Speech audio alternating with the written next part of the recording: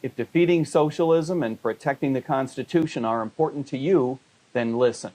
The great political battle of our time will be inside of the Republican Party to fill the vacuum created when Donald Trump leaves office. If you're like me, you want that vacuum to be filled with free market economics, fiscal conservatism, and common sense foreign policy. Hi, this is Mike ter Maat, the 2024 Libertarian Party nominee for Vice President. I've decided to engage this battle by joining the Republican Party and joining the Republican Liberty Caucus. If you want to engage this political battle, I hope you'll contact me directly at mike@miketermaat.com. Not because the Republican Party is everything that it should be right now, but because of everything that it could be if we work at it together. It's getting a lot better, Mike. The videos have improved greatly. Welcome to the swamp. I'm not sure that's true. And by the way, I should probably tell you what the ending used to be, that Nancy, you guys have met my wife, Nancy. Yes. Yep. Nancy suggested that what the ending used to be might be a bit rich. Yeah. What the ending used to be was in the original version was not because of everything the Republican Party, not because of everything the Republican Party is today, but everything that it could be if we work together, which is what it says now. Yeah. And everything that it could become if we don't. Oh, okay. So she said that was a bit too much. She just wanted you to cut it short. Yeah, well, it might not play well with all of our friends if we were to say, if we were to imply, good thing we're coming. Yeah. Otherwise, you guys would be in trouble, which of course is not what we mean at all. What we mean is that the world is facing some serious challenges. American politics is going in a very bad direction. The government in particular is going in a very bad direction, and we need to do everything we can to stop it. Right. But the old ending, I thought, was very dramatic and very nice mic drop. But it did imply that we were very special people and here to save the world. And that might have been a bit much. Well, we are very special people, just not in the way we intend to be sometimes. So, I understand. Yeah, no worries. Mike, it's great to have you back. I think this is the third time, probably, maybe fourth, that we've had you on the show. So not a stranger to many of our audience. Well, stranger than you are and stranger than your audience, but not stranger to the show. That's right. Not stranger than our audience. I can guarantee that. Maybe not. We've got some strange ones. Yeah, I don't know where we want to start because it wasn't really a surprise to us because, you know, Josh kind of said what was going on and we kind of set this up a while ago. But it was a big shock to a lot of people. Some people not so much. I think before the show you were saying somebody had commented to you that the Fed has left the building, so you're kind of used to it by now, I think. What has the reaction been like on your end so far? Positive, negative, half and half? No, well, as a matter of fact, the Fed has left the building, I think, was one of the funniest comments that I got today. Yeah. I mean, I had to admit, I mean, you got to laugh at that. That was funny. And I have worked for the federal government in the past. So, you know, at some point you got to own a piece of that. It has been several decades, but I totally understand. To be honest, I was surprised that there wasn't more negative pushback. I'm sure that there will be some coming. And to a certain extent, you've got to interpret the fact that there hasn't been a lot of negative pushback to suggest, I think, a couple of different things. One is that most people who have had something negative to say about me have probably already said it. It's not like you needed today to, you know, dump all over Mike, right?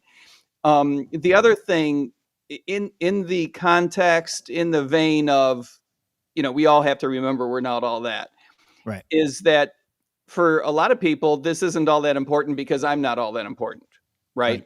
So, you know, let's not interpret silence to suggest, you know, we're right behind you. We're just lazy today. It's not necessarily the way we should interpret that either. But it is important, I think, for us to remember that whether you think that, you know, what we're doing is important or not, it is important what it is that we're trying to do. You know, this isn't about me. It's not about our team, as wonderful as they are, and we need to talk about that. Yeah. It's not about you guys either. I'm sure that doesn't hurt any feelings. Yeah, Josh. Anyway, keep going. It's not about Josh. Shush. As wonderful as Josh is, and as much as we love Josh, it's not about Josh.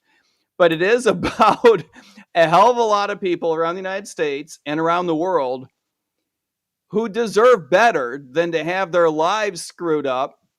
How late are we at night? Do I still need to be careful about my mouth? You can say No. whatever you feel comfortable saying. You're fine. We do need to be.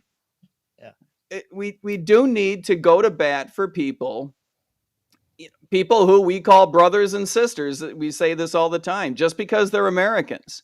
Yeah. Who deserve better than to have their lives messed up by people making stupid decisions in Washington. Yeah. And that's important. Whether you think any particular individual or even our whole party, even the whole Libertarian Party, you may not think is important, right? Yeah. But what is happening inside the federal government is. And if we can make a difference, if we can make a change, if we can affect what I do think will be the battle that matters, which is how does the GOP fill that vacuum when Donald Trump leaves? If we can affect that, we will have done something that matters, that is important. And that kind of it's good leading into what I wanted to ask you, because I was watching your Larry Sharp interview before this. Everybody go check out The Sharp Way. It was a great interview. He asked a lot of tough questions that we sometimes get too drunk to ask. So I'm glad you did it there. But one of the things he brought up, and you kind of touched on it briefly there for a second, was, you said some people might not think you're that special or whatever. This idea of former candidates leaving for the Republican Party. I know you don't want to be put in the same sentence as Bill Weld and maybe some others. That hurts. Or some others that have left. But, this strategy has been tried before. It's been done before. I wanted you to have this opportunity for our audience, at least, to kind of talk about why you think this time is different, why the time is now to go over there. And then we can kind of get into some of the more of I got other stuff too, but yes. Yeah, no, I appreciate that. And thanks for, as I mentioned to Larry, Larry is annoyingly good at this. Yes. The whole idea of being put in the category of Bill Weld is probably enough not to make this move, right? Look, Right. Bill Weld came to the Libertarian Party to try to use our ballot access, even though he really didn't care about our principles, our values, our philosophy, or our party, right? Yeah. And it's not like he left the Libertarian Party because he thought of a different way to pursue libertarianism or pursue the values of liberty. That's not a thing. What he did and what we're doing rhyme about as well as Weld and ter Maat. I mean, they just don't. Yeah. But, thanks anyway. I appreciate it. And can I just sneak in here for a moment on the whole Bill Weld thing? Because I saw a couple of those comparisons online today. And first off, if Mike, if you end up being a 2-time governor, that's a hell of a run political career you had. So, I mean, right. Good luck. And on a flip note, too, Bill Weld didn't leave the LP because he was trying to do anything phenomenal or spectacular in the GOP. The guy left because he wanted to primary Donald Trump in 2020. In the middle of an election cycle where everybody was like, who the hell is Bill Weld and why the hell is he coming back to the GOP? Absolutely ridiculous, and I don't know why he did it. This is not even close to comparison. Silliness on anybody who thinks the same. Mm-hmm. Well, I appreciate that. It is a very different time. Larry also brought up the example of a bunch of folks who in 20 and 22 left the LP to try to start something up in the Democratic Party, which I do think is a terrific idea. I just think it's, as I mentioned to Larry, I think it's several hundred years ahead of its time. The Democratic Party is not even, objectively speaking, not even to the starting line in terms of finding the change that it needs to make. The timing is everything. The reason we're doing this is because the Republican Party is going to have a major battle on its hands. And I believe the schism is going to cut right along a libertarian line. Yeah. Either you're all in on Donald Trump's populism and what his team has allowed to creep in, which is a sense of authoritarianism that is supported by the idea that he won an election so he gets to do whatever he wants. Right. Full of, the nationalism and the protectionism that we've seen. some of that comes from the president, but a lot of that just comes from the dopiness. I would call it, a disrespectful laziness that comes out of the administration in terms of a disrespect for due process, a disrespect for our money, right, and our resources and individual liberty. And on the other side, there will be those who also claim Donald Trump, right? There will be those who claim a different side of Donald Trump and suggest that he does have libertarian leanings, which I think is true. We were all optimistic when, we were, for a number of reasons, some of us were pissy with Donald Trump, and we always will be. But coming out of our convention, we were at least optimistic that the pieces of Donald Trump that were libertarian in the sense of being skeptical of power, skeptical of big government institutions, would prevail, and that wouldn't get all caught up in a populist, manipulative abuse of the Constitution. There are those who would argue that those leanings inside of the president are still there and they will eventually come out. I think for a lot of us, the optimism is beginning to wane. Yeah. But I do think this is the schism along which this battle will form fronts. I admit that we're probably in the we're in the small minority inside the Republican Party today. Right. But that small minority will grow. Will it ever get to 50%? Probably not. I don't know that it won't. And it depends on what you define as the battle line and define as, part of the movement inside of the party. Yeah. But there are a lot of Republicans who are not just frustrated with the administration, but specifically frustrated because they want more respect for the Constitution and they want more respect for free markets. And that's what we're all about. Yeah.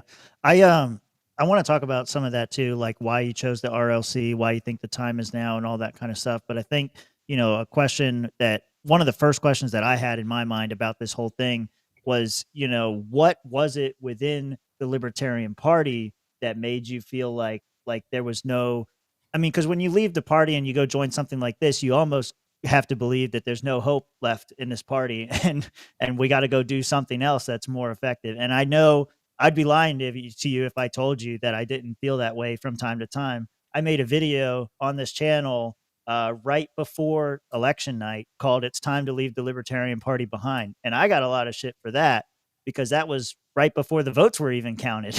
And but I did it that way because I wanted to, this is a real thought that I've had. And so I'm curious, how you came through your experience as a candidate, that obviously that shed some light on some things and made you feel a certain type of way about the party and its prospects for the future. So I want to start there with what kind of drove you to this decision? Yeah, well, there's a couple of different things.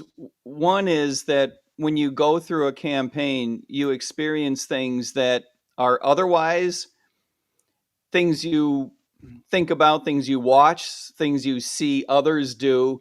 But until you experience it yourself, it's hard to appreciate the magnitude and the personal significance of the problems that we have in the Libertarian Party. Yeah. The party has structural problems. I do think that in the short run, we will get back on our feet. The Libertarian Party is going to right its ship. It is going to get back in a groove. It's going to get better at raising money and bringing people in. I think the leadership that's in place today is going the right direction. I personally like Steve and Nikela very much. I've known him for a long time. I thought he did a good job in Florida when I was there. And I don't know for how long he's going to want to do this or anyone else who's in leadership is going to want to do this. But whether it's this team or the next team, over the next year, 2 years, 3 years, 4 years, I think the Libertarian Party is going to get on a good track. I think that is true. But structurally speaking, long term, I'm not sure there's any reason to believe that the next 50 years are going to be any different than the last 50 years. And that's not to disrespect the last 50 years. The party has gotten a lot done over the past 50 years, right? Is the party positioned to ever play a major role in American politics? it would be very difficult to argue that the answer to that is yes. Yeah. And it would be very difficult to argue that anything is going to change structurally. How do I say this? Soon enough for a 63-year-old like me. Yeah. Okay. Now, Yeah. if I were your age, I might feel a little bit different. I was your age and did feel a little bit differently about this, right? But there is a timing element to this, and not just because I'm 63. No, look, in my head, I'm 29, right? 63 is a weird age because you really don't think you're old. 63 is the new 53, maybe even the new 43. Right. You think you've got 50 years to go, and when you're most rational, you realize you don't. But there's a more important timing element to this, is that I don't think the federal government has even 20 years. Well, they said that 20 years ago. Yeah. Well, it isn't a bad spot. Yeah.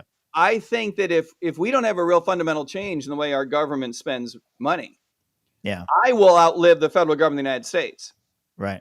And that's a weird thing. And that's important because, what that financial collapse looks like is not an orderly reduction of the federal government. And we're all happy because states control the world and the federal government stops printing money and blowing things up and taxing us. That's not how this works. Right. The federal government continues to be the same shithole as it always has been, only it will have taken down the bond market, the equity market, the dollar market, and the entire world economy, setting back human development for 2 generations. That's what that looks like. Yeah. And that's why we need to make changes now. I'm glad you think the party might be heading in the right direction. If you were on the private email list like I am, you might think otherwise. Today was a shit show, and so was the meeting we had yesterday. But I'm still doing it. We'll see what happens. I did have a question. I would like to front load some of these harder questions. That way we can actually get to what's going on with you now in the Republican Liberty Caucus. It's okay if we stay on the hard questions. Let's do it. Yeah. So moving to the Republican Party, a more right-leaning party, right? How do you think they're going to feel about how convention went down when you did have an opportunity to throw your support behind a more right-leaning side of the party, and then you threw it behind Chase, who is arguably way more left, and kind of sent the party in that direction? So you to some people, you might be responsible for sending the party into a more left direction, going into a more right-leaning party. I get you. I think that's connecting a lot of dots that are fairly far apart, but I do understand your question. I get that there might be other personal things at play there. So if that's the answer, then that's fine. Yeah, a lot. Look, at the end of the day, Chase got more votes than everybody else, and he got more votes than I did. And I think it's important for us to remember the most basic facts of, how this all went down. It's also important. I don't want to do an autopsy on the convention because a lot of people's feelings are going to get hurt. But it is important to remember that this was not as much my choice as you might think. Several times I offered the Mises Caucus ways of ending this better than the way they view it ended. Let's put it that way. And I was turned down. So to say after the fact, this was Mike's fault is not just missing some history. It's disingenuous to the point of being dishonest. But having said that, we didn't have a lot of choice coming down to the end. I did try to get the caucus to work with Chase and form a ticket without me. Mm-hmm. And that was the 5th time I was turned down. And so at the end of the day, you have to shrug your shoulders and say, this is what we got.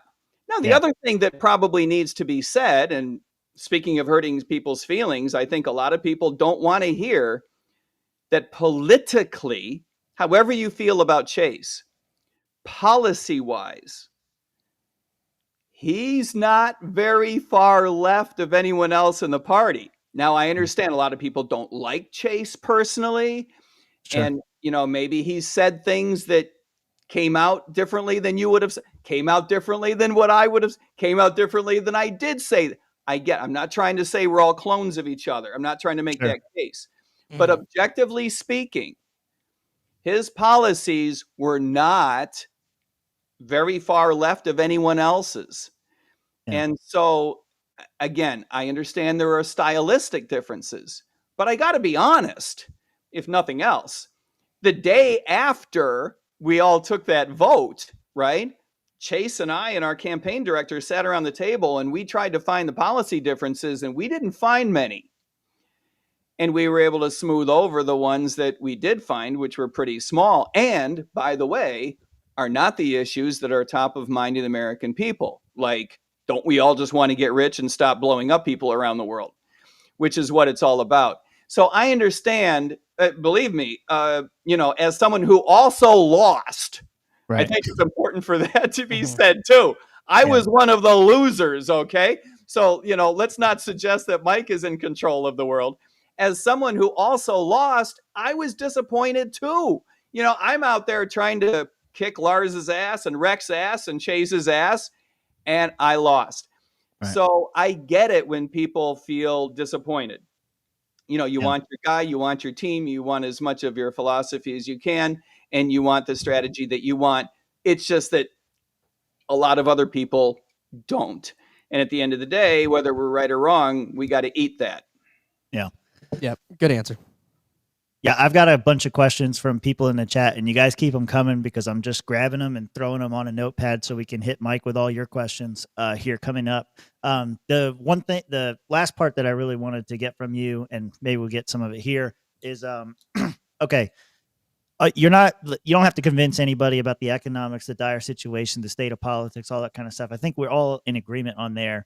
I'm still kind of lost on why this is the important moment to go and why the RLC, because, when the Mises Caucus first started, you might remember there was a GOP Mises Caucus that started. Why not start your own thing? What is it about the RLC that made you choose them specifically? What opportunity do you see now? And what symbols or signs do you think are there? Because I see a lot of stuff online, like people are saying well, Donald Trump, this is what we voted for and all this kind of stuff. I'm interested where you stand on the immigration thing. You don't have to go there right now, but I want to stay focused on the opportunity and the why you chose the RLC. And is there something in leadership that you saw? Is there some accomplishment that they had that you said, yes, we can build on this and make it better? And then what opportunity too? Because others have pointed out, people like Massey or Rand Paul speak out against Trump, and you've just damned Jesus. You screwed up.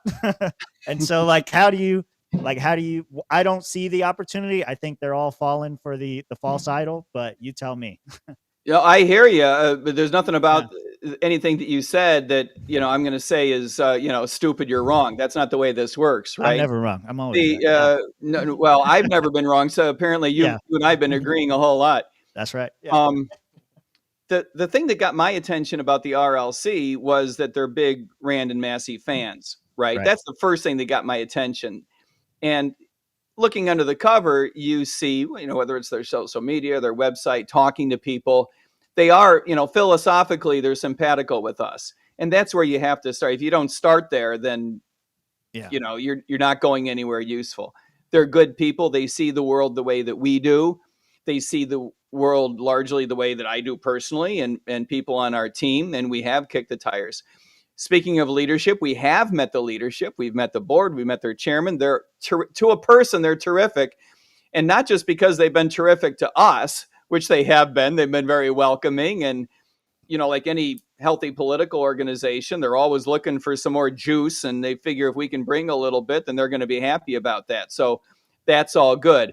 But more importantly, they have an interest in making a difference. And I think that they recognize that this is an important moment. The reason this is such an important moment is because Donald Trump is such an important figure and because he's leaving. Yeah. Okay. Or is he? Well, that makes it potentially an even more important moment, right? Yeah. Believe me, when me and the other people on our team and others from the RLC and probably others from the GOP are out there protesting if he thinks he's going to, enlist for a third term. When I look to my left and right, I'm going to see you two guys out there protesting too. We're all going to be on the same team if it comes to that. And policy wise, I think we are all on the same team. But we know that inside of the Republican Party is where this fight is largely going to take place. There's no such thing as a whole bunch of Democrats, a bunch of independents, a bunch of Kennedy people who are on the outside in Maha land, as wonderful as they are, and a whole bunch of libertarians all screaming at the same time together is going to make a difference, because it's not. And I mean that as respectfully as possible. But that's not going to change, for example, how candidates are chosen for congressional races to represent the Republican Party. It's not going to affect how the presidential nominee is going to get chosen to represent the Republican Party. And those decisions matter. Those are complicated decisions that no one individual is going to control. But this is why we want to build up the Republican Liberty Caucus. Yeah. Make it as big and strong as we can. I don't know what the answer is in terms of how big and strong it can become. And it's not like, it's all up to me or the team of people that I'm bringing in. There are lots of other people already in the caucus who are doing great work, who care about this issue, who recognize the moment that we are facing. But we want to contribute to their effort. So the object of the game, certainly over the next 12 months, is to build up the caucus as much as possible in preparation for the 26 election cycle and try to play a role in some important. We're not going to be playing a role in 400 congressional races. That's silly talk. But play a role in some interesting, particular selected races where maybe there's a primary where we want to be on the correct side. Maybe there's a general where there's someone who's liberty-minded, who's worth battling for alongside in a particular area where it's going to be close. There will be contests, elections, and candidates that are worth getting involved with. And that's going to happen in an important way inside of the Republican Party. That's why we're doing it. That's why we're doing it now. And that's why we're doing it with the RLC. Yeah. Okay. Rob, do you want to jump on anything before we jump into some of these? Or Josh too. Yeah. Yeah, maybe if Josh, if you have anything. The only thing I had is along the same lines as what Tim was saying. Why not try to start a new thing? Who kind of brought you in and said, this is your home in the Republican Party, let's grow this? And maybe you can't answer that right now. If you can't, that'd be good. But why not do like a Republican Libertarian Caucus or something like that to signal to people who tried to take this party over and right the ship of the old guard, because this party, I feel like, it's going back to previous 50 years. It's going back to what it was. That's the feeling I'm getting. And I'm on the national board. I'm on the state board. I don't know which direction the Libertarian Party will go, nor would I necessarily know what was good and what was bad for the party in the long run. So I'm probably ill-equipped to answer that, which is a weird thing coming from arguably the one guy who's talked to more Libertarian members in the last 2 years than anyone else, I remind you. Yeah. But I'm not sure which direction is going, and I'm not sure which direction would be best. But it is important to me and to the people on our team to be working inside of the Republican Party. In other words, this isn't a signaling issue. This isn't preening and positioning and making claims and talky talk. Yeah. This is the best way that we can think of to try to actually get involved, to take action, to try to affect things. And you're right. Your idea is a good one. I don't mean to suggest that it's not. It does make sense that maybe some people inside the Libertarian Party want to position themselves or brand themselves further to the right. I think the Mises Caucus has done quite a bit of that, by the way. Or explicitly say that they're Republican leaning. I'm not sure that I would do that, but maybe it's worth a try. And that does bring up something that I think is worth touching on. I don't think they are. I'm just saying I think the takeover, as of now, is a failure. And those people are going to be looking for a place to go because, I like Steven personally, but I have my big beef with him and how he did some things at the state party level. And I have a beef with him on how he runs a lot of this stuff one-sided at the national level. And people are going to be looking for another place to go. And the Republican Liberty Caucus is probably like one of the first places people are going to think of. And I do think that makes sense. Go ahead. I'd be more than happy to kind of give my reasoning on why we're not doing that, or why I wouldn't personally, if I was, leading this up, wouldn't be doing that. And just quite frankly, and this is just being very blunt, is that, we made the mistake with the Mises Caucus of letting too many people in. The work got diluted, the action got diluted. And just being very blunt here, a lot of the people in the Libertarian Party are there not because they have any real reason to be there. It's because they couldn't hack it or couldn't make it in two of the major parties. They're not socially acceptable. They're not competent. These are people who are unserious, unspectacular. They have an inability to act in any kind of socially acceptable way. They're just the worst, most insufferable people that you can possibly imagine. And why would any of us who just left and did all this want to bring those absolutely terrible, insufferable, disgusting people along for the ride? So they could just sandbag us and lay us down again for a second time? I don't want the losertarians joining us. I don't want the fucking middle-aged childless caucus, the fucking Kamala Harris caucus, the childless cat lady caucus of the LP to join us. Fuck no. I want people like Duke in there. I want people like you, Rob. I want people like Tim and like Mitch. Rob has no kids. I don't want fucking the Toads of the world, the Dave Caseys, the Michael Heises. These are unserious, unspectacular people having emotional reaction to shit. And I'm sorry, but in politics, it's kind of like war. Emotions get people killed. You need to suck it up and learn how to be a man. And a lot of these people, I'm sorry, they're not men. They're not adults. They're children in grown-ass diapers running around acting like fucking babies. And I'm tired of changing fucking diapers. Literally diapers sometimes. That actually happens. But you're not going to miss, for real, Mike, you're not going to miss seeing Star Child's ass at every convention. Like, what's going on? Look, by the way, Star Child is a friend of mine, so I got to say that.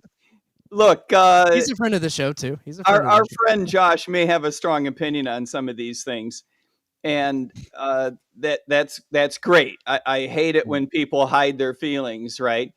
There are people in the Libertarian Party who are terrific. We all know that, and in large numbers. And I think the party would benefit from us remembering that some of those people are in the Mises Caucus, and some of those people are not in the Mises Caucus, and I know a lot of people don't want to hear this, but a lot of great people are in the Libertarian Party who hate the Mises Caucus, and a lot of people who are great in the Libertarian Party are in the Mises Caucus and hate people who aren't. Right. And I do think that we all need to settle down and put our shoulder to that stone on behalf of the party. And remember that it's the party brand that we're building.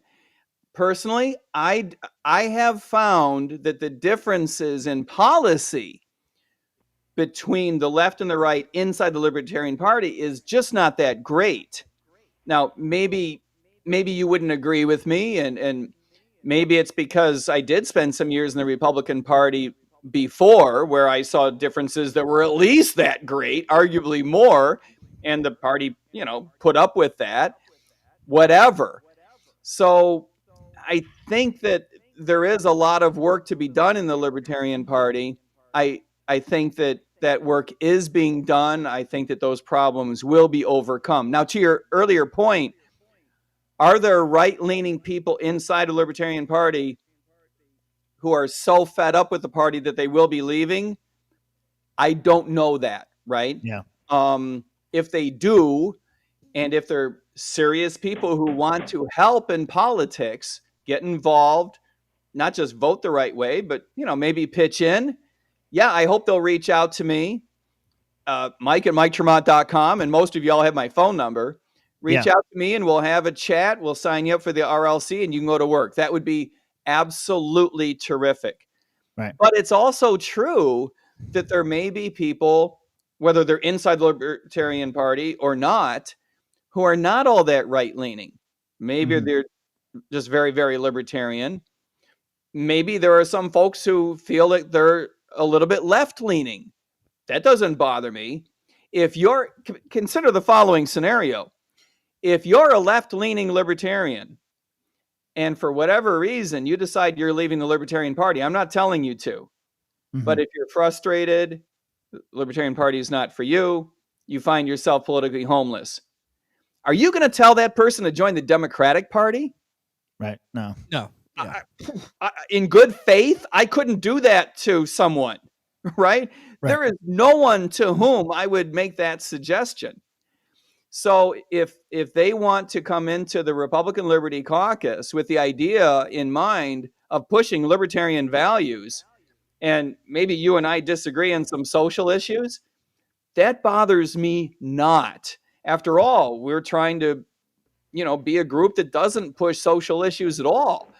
To the extent to which we succeed in that positioning, we may find ourselves a little bit at odds with some other Republicans, be that as it may. Yeah, Josh is having issues again. He might have to switch to his phone if he can hear me. But I think he melted his microphone. Yeah, he was yelling in it so loud. well, we'll get into some of these questions here that other people asked. We got a couple little quick things here. First, Josh, if you can hear me now, you might need to switch to your phone in case you drop out again. But let's see. First question here was $2 from Ronan. Thank you. Can you meme though? If you can't meme, you're not effective.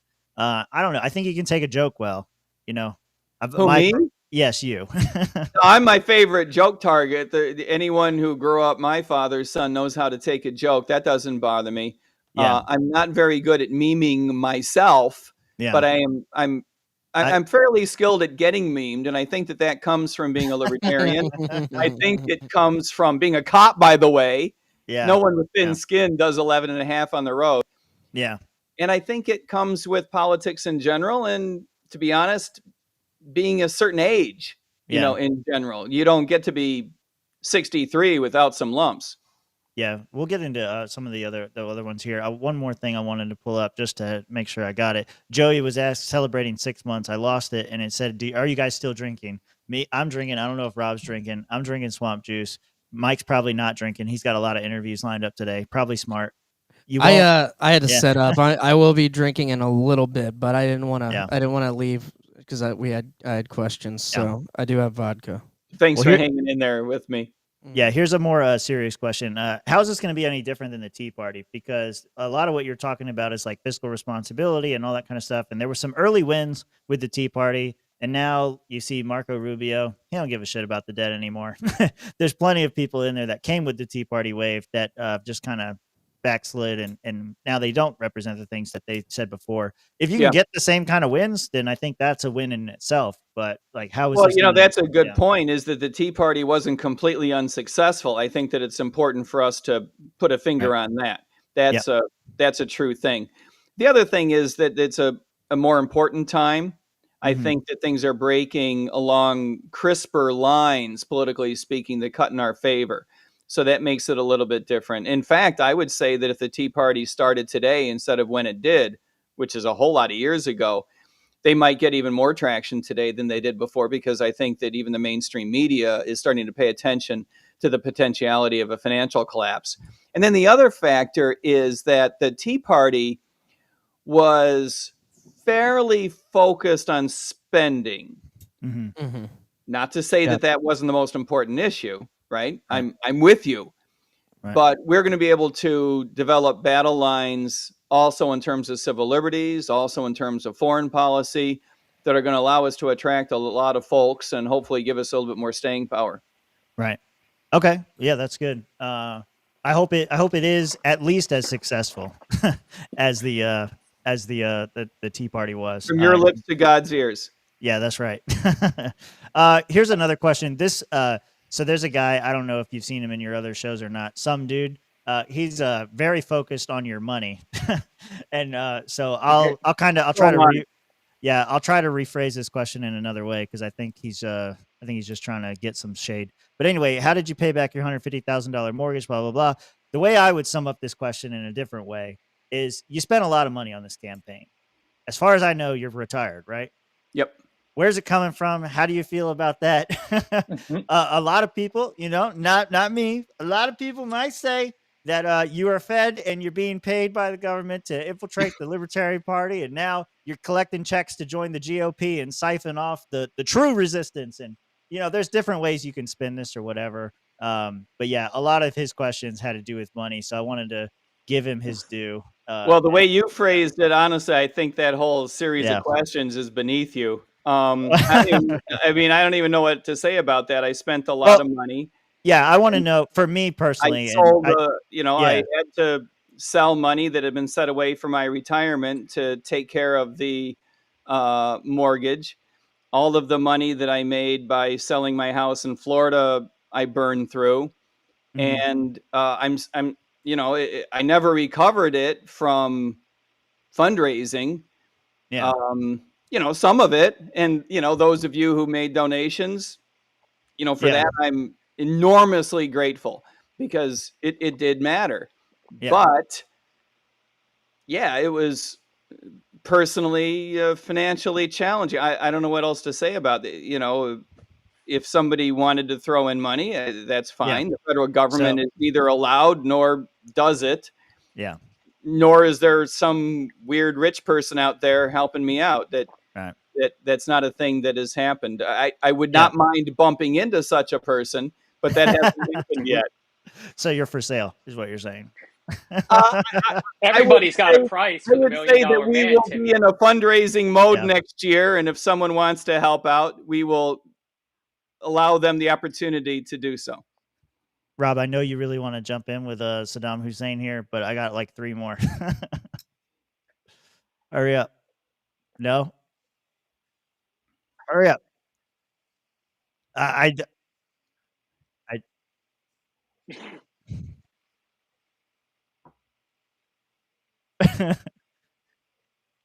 uh-huh.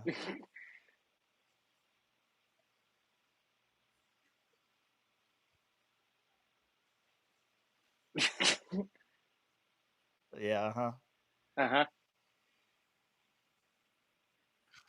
No. By the way, I don't know that it's fair to do the look back. At the time, I think all of us were extremely skeptical of the government's information, right? Yeah. And I think that there are a whole lot of people who were manipulating each other into believing things that they should not have believed. I also think that the agencies did a crappy job of informing policymakers and thereby allowing them to talk each other into believing things that they should not have believed. But it's also true that even if you did believe some of the stuff that we now know with certainty was bullshit, that doesn't mean that you're invading that country, right? Yeah. And all you need to remember, for a lot of your audience, this was a long time ago, kids, ask your mom. All you really need to know is that the government was selling this idea based on 9/11. And there was never any evidence to indicate that Saddam, and by the way, I'm not allowed to tell you folks that he's still alive, so don't push me too hard. Mm-hmm. There was for a fee, maybe. For a fee. Never any indication that he was involved either directly or even indirectly in supporting Osama bin Laden or anyone on his team for that matter. So the whole thing was just a truckload of crap that should have been left alone. George Herbert Walker Bush, I believe, made the right decision. A lot of people questioned and doubted him for it, but I believe he made the right decision by not going all the way to Baghdad. Right. Could you also argue that he never should have driven Saddam out of Kuwait? I think that's a little bit more of an open question. You have to Yeah. admit that it did, the invasion of Kuwait. How many layers do you want to peel back? That's a whole nother None. podcast. But there I don't. was an entire international coalition because it did affect the world economy. So I might Yeah. argue that I wouldn't have conducted the invasion, but it's very hard to condemn the decision made by a whole lot of people whose economy was being disrupted by bullshit. Yeah. Right. I don't. Yeah. I don't want to peel back any of those layers. I'm sorry because we got No, 10 minutes. We got 10 minutes left with him. I don't I think think it's more anybody about moving disagrees with you. forward. No, I Yeah, don't think yeah. anyone disagrees. I think Yeah. it's more about moving forward. Like Trump said he wanted to end Ukraine, and people who are on your side of things want to get out of the Middle East. And I Yeah. think bringing that to the Republican Party is the right idea. So I do too. I think that's a very important concept. There are certain ways you do it and certain ways that you don't. I do agree that you got to negotiate your way out. I wish that we hadn't gotten into Ukraine. Right. Once you do, you have certain obligations not to just drop and run, which is a real shame. You got to negotiate your way out, but I wish we hadn't gotten in. I think the easiest way to sum up this, to kind of put a cap on all the policy discussions, is to say, and you correct me if I'm wrong, but I believe I read this or heard this somewhere. Mike hasn't changed any of his positions. This is a strategical move. This is all about, having influence and having an impact. And then on that, because I'm going to take the king of segues for a second. Speaking of impact, this is from Sean Kennedy, leader of the American Liberty Caucus, current elected Libertarian in his town. I can't remember the name of the town. It doesn't matter. What level of influence are you expecting to have by the midterms? Are you supporting candidates to primary neocons within the Republican Party? Are they looking to run Libertarian candidates under the GOP banner? What level of influence do you expect to have? I think a midterms is a good deadline. That's about like a year from now, right? So. Well, a year from now, you got to have a little bit of your act together if you're going to play any kind of a role whatsoever. I don't necessarily see standing up a candidate that we just pull out of the air to run against a neocon as much as I would like to do that. I think that that's a stretch objective, but I do think that there will be cases where a candidate stands up on her or his own. Yeah. And finds themselves in a primary battle with someone that we think is less appropriate, shall I say, and that we will want to get involved. And by the way, we've already facilitated the endorsement of a primary candidate in Pennsylvania for a local race. He won by a couple of hundred votes and says he's very grateful for the RLC endorsement. Tiny example. One that we would like to multiply by 1,000, but if we can multiply it by 100, it'll be a bunch of little wins. And getting involved with good primaries and good generals, getting just the idea that we would pick and choose which general elections to be involved with sends a big signal too, right? Yeah. Getting involved with some interesting races on the side of liberty-minded Republicans will be good for them. I believe it'll be good for the party, and I think it can be good for the caucus. Yeah. Okay. Let me see. I got another one here. I got to dig it back up. I was looking for more. Here it is. This one is from Mario. It says Mari, but it's Mario. What changes in the politics does Mike expect with the younger generations, assuming the political positions of influence? Yeah, you mentioned this before about the need to get the younger people in, but what changes in politics does Mike expect with younger generations? Do you think that they're going to be moving more towards liberty or more towards we just got to get Trump because at least it's not Kamala? Well, look, a lot of youngsters are moving left. That's just the way it is. I know that there are a lot of young men moving right, and we're doing a good job. I think the reason that we can attract an immigrant population to the Republican Party is because they're liberty-minded, not because, they're America firsters or something like that, right? Yeah. So I think that there are reasons to believe that we can make inroads with a lot of groups that are libertarian at their core. Will there be youngsters in that category? Absolutely. But one of the mistakes that we need to avoid is turning ourselves into something that looks like the Democratic Party, where we develop a different strategy for different demographic groups. That's not going to happen. I don't know how it's going to cut along age lines because it has become a little bit complex over the last few. You know, this used to be a little bit easier a thing to predict. Right. I think that there are a lot of people who are older than the youngsters who remember the Republican Party as being all about free markets. Yeah. And who remember the party as a delimited by the Constitution style of government is what the party would stand up for. Now, a lot of those people grew up neocons, so that's not an easy necessarily group to recruit. But my point is that while the youngsters are important, the kids are our future after all, guys. Yeah. It is an important demographic. I can't predict that is the group that will be most productive for the RLC. Yeah. Well, as much as the progressives and everybody have tried to go after the youth vote, it never seems to work out for Bernie. So you may be onto something there. Let me see here. There's some other questions I think that we've kind of answered. Like Turtleneck here was asking why the RLC. I think we kind of got that. If you missed it, go back and listen to that portion. I think we kind of drilled him enough on that. Just as a question that we ask all of our people running for office, can you pay your portion of the debt, sir? I could if I had to. But that wouldn't leave a whole lot. Yeah, that's the right answer. For me and Nancy, what is it? 100,000? It's over $100,000 per every man, woman, and child in the United States. Yeah, it's a lot. We're just asking if you can pay your personal portion of debt, Mike. Nancy's portion is her problem to figure out. We want to know if you can pay for yourself. Here, I'll give you the Nancy numbers. and I are a team. We'd have to throw in $250,000. Only 200. Probably could, but we wouldn't eat for the rest of our lives. Yeah, this is the numbers you want right here. Per citizen, 107. Per taxpayer, 323. Those are the numbers Mike, you need. You can get yourself a very nice Corolla with that money you're going to save. Yeah. Well, anyway, that was kind of like a little palate cleanser there. Here's the last one. I think this is a decent one to end on here from Jennifer here, and I'll rephrase again.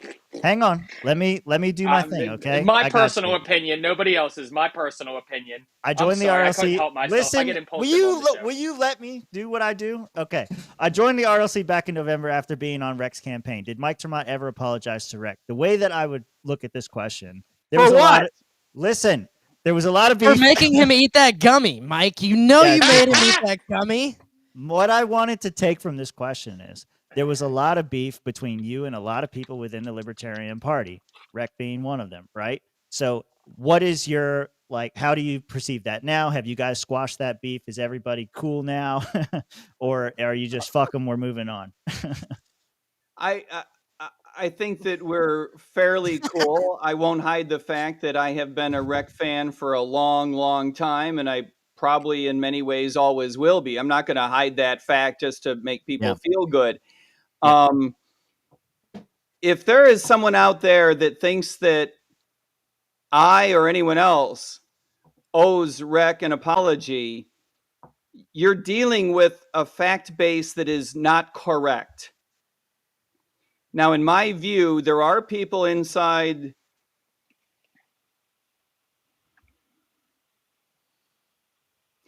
there are a couple of people who owe Michael Rectenwald an apology. I don't think it's tonight to talk about that. No, the reason I bring that up, I just want to know. I'll talk about it. We'll do it later, Josh. Any hard feelings with anybody? Is everybody welcome in your new project? That's kind of everyone is welcome in our new project. 100%, absolutely. I'm gatekeeping. I'm sorry. No, Mike. Josh said no. I'm gatekeeping this. He's got 1 minute. He's got 1 minute. He's got 1 minute. Let him do his thing. Everyone is welcome. And it is a project that I think will be good for the Republican Party for that reason. I think it'll be good for libertarianism for that reason. Mm-hmm. There are a lot of people with a lot of hurt feelings in the Libertarian Party, in independent movements who got their feelings hurt last year. By the way, a lot of people in the Republican Party got their feelings hurt any number which way also. Yeah. And I understand all that. And as I mentioned before, not everything has gone my way. It's not like I haven't had my feelings hurt from time to time by that. We're all grown-ups and we move on. There are important things at stake here. Very important things at stake here. More important than us. And for this reason, we set aside our feelings. We work together, sometimes with people, that may not be our biggest fans, but who believe in some of the same objectives. And that's what's going to make this successful. Yeah. Any last words? I want to let you get out of here because we're already past time. So that's it. Yep. Thanks, Mike. Right. Mike, thank you. I appreciate you coming on. Thank you. Thank you, Josh, for everything you do. And thank you, Josh, for everything you're going to do. Who's this old guy we got sitting next to you? That's Yeah. rude. DL, I'm out. My feelings are hurt for DL. How are you guys?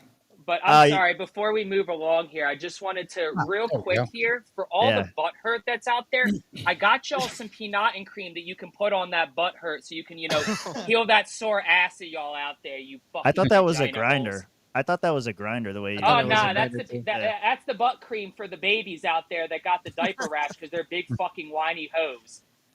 Okay, now we got the most sensible man in the Liberty movement. What's up, DL? What's up, DL?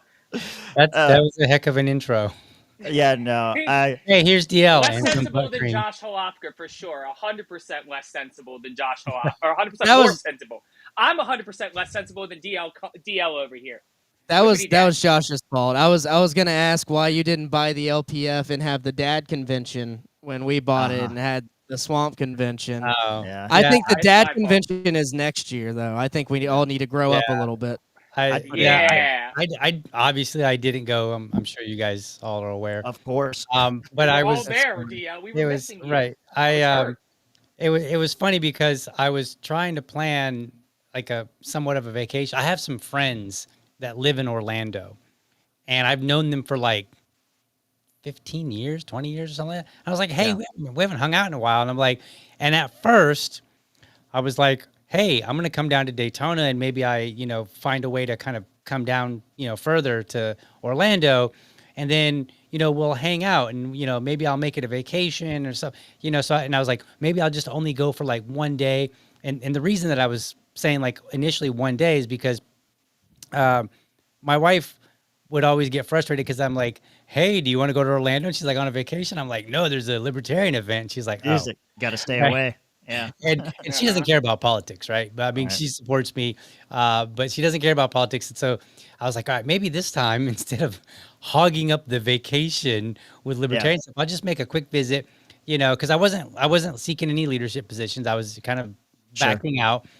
And, but anyway, through all the different conversations, I haven't went anywhere yet.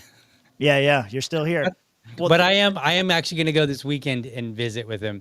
So we did make that. We did get that figured out. So I am going to get down there eventually. So I didn't go anywhere. Yeah. Well, Smitty never comes out to these things, but he came out for you and Mike, so we appreciate that. So, Smitty on Rumble too, of all places. Yeah. Right. I know. The Rumble crowd's growing. Yeah. yeah. Are you guys on Rumble? Oh yeah. We're on Are you in Rumble, the Twitter, are you in the Facebook, Rumble Twitch. Creator Program? No, I'm racing you. Have you beat us already? I am in it. Damn it. And I got through my first month, Yeah. and I even got some money, not a whole bunch, but a little bit. Yeah. I Nice. think that's why we promote YouTube more, because we make more money on YouTube. Oh, That's do you? why. Yeah. I've not hit the thresholds on YouTube, and then X I've given up. Like Yeah. I mean, as far as monetization. Hey, there's 150 people on X right now. Don't sweat it. Okay? Well, right. And I'm not dogging. I mean, I still stream to X. I just have given up the effort because a while back they had that subscribe button where people could subscribe to you for like $2 or something like that. Right. And I was like, oh, so I submitted it, and it was like, okay, your application is being reviewed. And then and that was when everybody was posting, Sure. and like, hey, when is this gonna get reviewed? I've been waiting in limbo for like a year. Yeah. And then all of a sudden they raised the requirements. And so then I was no longer eligible. And I was like, for real? Yeah. And then I started watching. I was like, all right, well, maybe if I just make enough impressions. And like, I don't think I've ever had more than like 1 million impressions over a 3-month period, and I think you have to have like 3 or maybe 5 or something like that. Nah, But I'm well below. You're doing the Clint Russell now. You're flexing on us. That's all Yeah. right. It's cool, man. Yeah. I mean, there's no flexing on X. I can tell you that much. Yeah. Because my impressions are so low that like it just feels out of reach, and so I'm like, you know what, I'm giving up. I don't, and to be honest, this is a little conspiratorial. It almost feels like it's kind of who you know and what politics you have. That's the feeling I got, especially after I saw this video by it's Red something. I follow somebody. I just came across it one day, but this was before people started hiding all their subscriptions. Yeah. It basically went and they made this video showing the connection to all these influencers, and they're like all subscribed to Elon, but then they kind of all subscribe to each other. And I was like, oh, and I was like, now it's, it's a video and like, it doesn't necessarily mean anything, but the dots do connect. Yeah. You're like, I don't know. Like, these people are all bragging about their payouts and they all seem to be connected. Maybe there's a club here and I'm not in it. Yeah. Well, reason we brought you on is because you're part of the Mike ter Maat move. And so that's what I'm calling it now. Right. So I do want to ask you about that. You have, I don't know what time you have to leave. I assume you're a little more flexible than Mike was. Yeah. I don't have any appointments later on tonight. Well, you too. I'm going to sleep. This is also about your third or so appearance. So are you drinking with us tonight? I am not, because I don't drink late at night and I have to get up in the morning early. And also, this is probably more important. I should have led with this one. I have pretty much given up drinking. Okay. So I don't no, it's not like religious or anything like that. Not alcoholism, it's very simple. For whatever reason, my body reacts inconsistently to alcohol. So there would be times where like maybe I would drink 3 glasses of wine. I'd wake up the next day, and I don't mean like hammer them. I mean just casually drink 3 glasses of wine. That's not even a bottle. And then I wake up the next day and I feel fine. And then there are other days where I would drink like 1 glass and I wake up and I feel like I got a hangover, like a light hangover. And it's just very inconsistent, and I could never figure out what in the world is going on. So I just got tired of it because I'm like, I'm too busy. I don't have time for even a slight hangover, and because it's inconsistent, so your drinking's inconsistent. You got to do it every Tuesday, Thursday, and Sunday like we do, and then you'll be all right. No, so I just basically gave up. I was like, you know what, I'm done with this. I was like, just forget it. And this happened after Easter Sunday. My friends came over and we had, I think, age makes drinking painful. I agree. On Easter Sunday, I think I had about a bottle of wine for the whole day, like starting at like 5 p.m. until later, right? Like, so it was very slowly drank. And I woke up the next day and I was just like, I was miserable. And I was like, that's it. I'm done. And then I just haven't had a drink since. And I was like, you know what? Forget it. Whatever. Rob, did you go get your drink? No, I haven't yet. I do have something to drink. It's just not alcohol. That's fine. Josh, I do have this right here, but I need something to mix it with. Yeah, you drink straight out of the bottle. Y'all are seeing me eating dinner too in the background here because I'm coming straight off of work. So if I don't eat something before I finish this, because I'm almost done my first drink here. If I don't eat something, I'm gonna not make it through this whole show tonight because I'm gonna be sauced. But DL. Yes. What'd I do? I mean, you're joining us on this whole Republican Liberty Caucus thing. So, I mean, because I haven't been super active in this episode so far, I kind of want to ask a couple questions because as somebody Mike came to, initially on the onset of this whole project, and I was not aware that you were going to be joining us in all this. So what led you to making this decision, and how did you come here? And are you joining the GOP with us, or are you just doing the RLC? So first and foremost, I'm just doing the RLC. I put it out there, and then I didn't clarify, and people kind of ran with it. And it makes sense. Like, obviously, if a lot of people are joining the GOP, then you would reasonably make the assumption that, DL is too. But that's actually not the case. So here's how it played out. I'm not going to, I guess it's all out. I can just, David Moscrip reached out to me and was like, hey, I want to talk to you about something. And he's like, here's what's happening. He's like, would you be interested? And I was like, And I was like, I don't know. And then Mike ter Maat reached, and I said, but I'll entertain the idea. And then Mike ter Maat reached out, and he called me, and we had a conversation. And I was like, I was like, I don't know. I was like, I got to think about this one, right? And at this particular time, I was still under the impression that I would be joining the Republican Party, which was really my big hang up. And so then I was just like on a whim, I was just like, I reached out to Mike and I was like, hey, is there anybody at the RLC that I can have a conversation with? And he's like, yeah, I'll connect you. So he connected me to somebody that's in the national RLC party. And so then I had a conversation with that person and answered a bunch of questions. And my two biggest, or I guess it's maybe one question, or maybe it's a two-part question, but my biggest question really was, okay, effectively, what's in it for me? What's in it for you? How is this going to be mutually beneficial to both of us, right? Like, I'm not just jumping ship because like, oh, I'm so angry at the Libertarian Party or something like that. You know, that's not really how I do things. So I was just like, all right, what's the mutual benefit here? And then, so we were talking, and then through the course of that conversation, I learned that you don't actually have to register as a Republican, that you can actually just join the RLC. And if you look at their bylaws, I believe they call it an associate member. Okay. They have a regular member. Those are the kind. Now, and I'm not entirely clear, but I think the associate member, I know for a fact they cannot hold any leadership positions. I think that they are also going to be limited on voting privileges as well, which would make sense to me, right? Like if you're not a member of the party, why would you be voting on things for the caucus of the party or in the party, right? So that would make sense to me. So I would basically end up just being like a member, like, you know, kind of like a show of force, like, oh, they have this many members in there, even if not all the members are necessarily voting or can be, you know, whatever. And so then I can participate in activities as I see fit. Like if they go and they go hound a, you know, somebody at the state legislature or something like that, right? I can do those kind of things.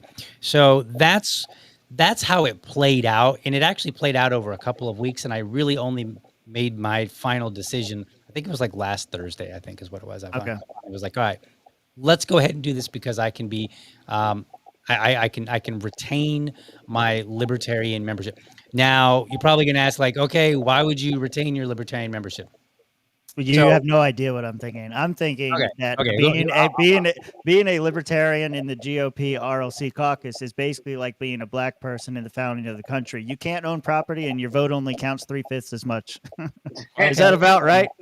I mean, I mean, I am a little on the darker side, especially now that it's summer and I'm out a lot more.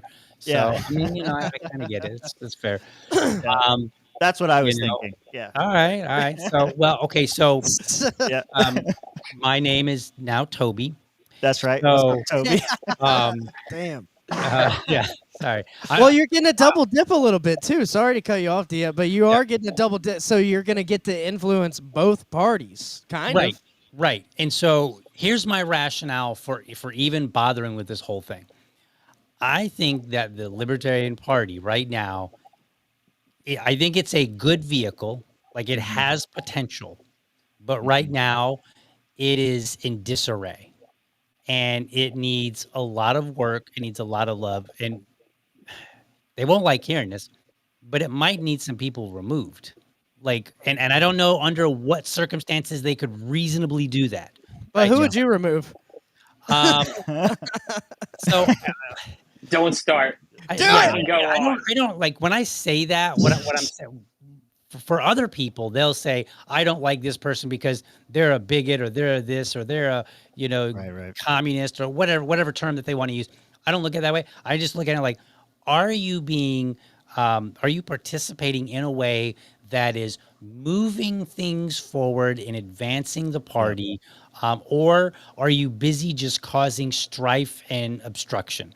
Right. Yeah. And I'm not a big fan of those. Like, I think I put out a tweet the other day when everybody was like, oh man, Elon Musk is so angry at Trump. You should come. And he's talking about third party. You should come to the Libertarian Party. And I was like, bros, Elon Musk took over Twitter and fired like what, 70% of the force? Yeah. If you don't deliver, you won't make it under him. So you probably don't want him to take over the party because a lot of people that I saw that were excited. I'm like, I don't think you would make it either, right? Yeah, Like yeah. I'm looking at some people, and I'm like, because you don't become a billionaire without having high expectations. You just don't. Yeah. And so if he were to take over the party, which I don't even know if he could actually do, but just in this hypothetical scenario, if he took over the party, and he had enough influence and control to make things happen, which would be the only way that he would take it over. Right. A lot of people are going to get the boot, right? Like there's going to be booted right on out because they're going to be in the way. That's effectively what it means. So for me, I look at it, I'm like, I would prefer to remove people that are not contributing and adding value. How do you add value? You go to your local affiliate, you attend your state, events, you host events, you go to things, you support other people. The body of your work should largely be contributing or doing, right? Where I see is a lot of people, the body of their work, like their online presence, the things that they do, it just seems to be like trying to shake things up and out this person and try to criticize this person and get this person. Yeah, that's the tweet, Yep. and I feel like it's like they spend their time trying to be, and I hate saying this because somebody that used it on me used the term, but it kind of works sometimes. It's like that a lot of them are trying to be a hall monitor. And Yep. I'm like, you got to stop. I mean, there's a time and a place to call people out, but it is not every day, all day long. Right. So that is Yeah. What? Say grow what? the party. That's crazy, DL. You really not every day, all day. You just can't like sit there online and hopelessly smash a keyboard hoping for change. That's just not how change happens. I mean, are you sure? Right. That seems what a lot of the LP does. Is just hopelessly do smash away at their keyboard hoping for change, like it's gonna fucking do something. They do. And let me back up my own self, because I know people, whenever you say something like that, people will start digging in your stuff and like, oh, let's see what you did. What about this one tweet over here? What about DL, you don't even need to speak for yourself. I could talk for days about the shit you've done. Right. In my time, and you've been around way longer. Right. But even put it in context of just my podcast, right? Because, every so often I take a look at my podcast and I'm like, all right, should I keep going? Because I'm a small starving artist, if you will, in a sense, right? Like I'm not big, I don't have tons of money and millions of followers and all that cool stuff yet. So every now and then I look back and I go, am I proud of the work that I've done up until this point, right? So I just recently, I think today was my 522nd episode, right? So I'm over 500 episodes. If you go back and you look, and I don't have an exact number, but if you go back and you look and you tally up, you say, all right, what are all the podcasts that DL did that in some way address intra-party drama? You're going to find 10 episodes, like 10. There's not going to be very many. You will find a lot of episodes that I dedicated to, because I was like a 3-month period where every week I was trying to highlight good things that were happening in the Libertarian Party, right? So you'll find some of those. So you'll find even that short term, you'll find more podcast episodes that are edifying and promoting things in the party than you will see of me criticizing the party. And then the rest of it, I think is, in my opinion, because it's my podcast, of course, I think it's, pretty decent quality stuff that you could clip and send to your friends and be like, check this out. Here's this idea explained, in a pretty decent manner that you should be able to understand, blah, blah, blah. So for me, I'm like, when the body of the work that you do, whatever it is, when the majority of it, the greater majority, like some 80, 90%, I don't have a specific number, but some huge number, when that is promoting and pushing and helping drive liberty forward, then I think you're in a good place. But I don't see that out of a lot of libertarians. I see a lot of people just fighting, and I've asked for years, I've been like, what do you do? And, what do you do in the party? There was that, I'll give you a good example, because it's fun to pick on him a little bit. That John Waldenberger from Walden Titties. Walden Titties. Yeah, go. So this is a great example of exactly that. He was. We should put this up during this whole thing. Here you go. Yeah. All right. He was getting. he was stirring up trouble all over the internet, right? And then he had and one day I asked him, I was like, dude, I was like, what's going on in your affiliate? What's happening there? What do you got good going on? And he's like, the work I do, people know. And I'm like, okay, but I don't. What are you doing? And he's like, well, I don't have to answer to you. And I'm like, well, no, you don't. But you can't like, answer. I'm trying to figure out if you're actually doing anything, so I should pay attention to you, or if you're just being a troublemaker, right? So here's the funny part. Like, I don't know, however many months later, they were at their convention. He does that whole mic thing, gets up, starts yelling at everybody, and then stomps off, gives everybody the finger. And I was like, wow, that's pretty impressive in terms of unprofessional.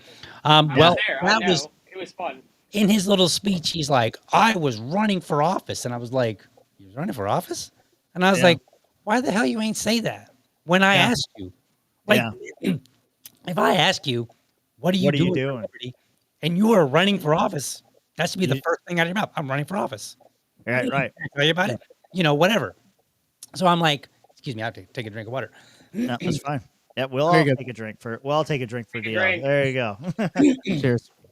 So it was just, but I've had situations like that. And I've actually lost some people that I thought were friends over that very question by saying, like, what do you do in the party? And, what are your accomplishments? Because I feel like a lot of people have criticisms of the party, which is fine. Sure. But it's not backed up by them putting their own selves out there. So when I was chair of Duval and I would come up with an idea, that was basically pass or fail. Some of the ideas didn't work out. Some of them worked out pretty well. Some of them were in between, right? And, like when you want, so if your name is not behind an idea, I'm a lot less interested in what you have to say, right? Or if your name hasn't been behind an idea and you say, if you can say like, hey, I was chair of an affiliate, for 5 years and this is what we did and this is how successful it was and I did this and this. Okay, great. Now you have something to back up what you're saying. Otherwise, if you're just coming and be like waving your finger and telling everybody this is what they should do, based on what? And why is it everybody else has to take the risk and you don't see the need to take the risk yourself?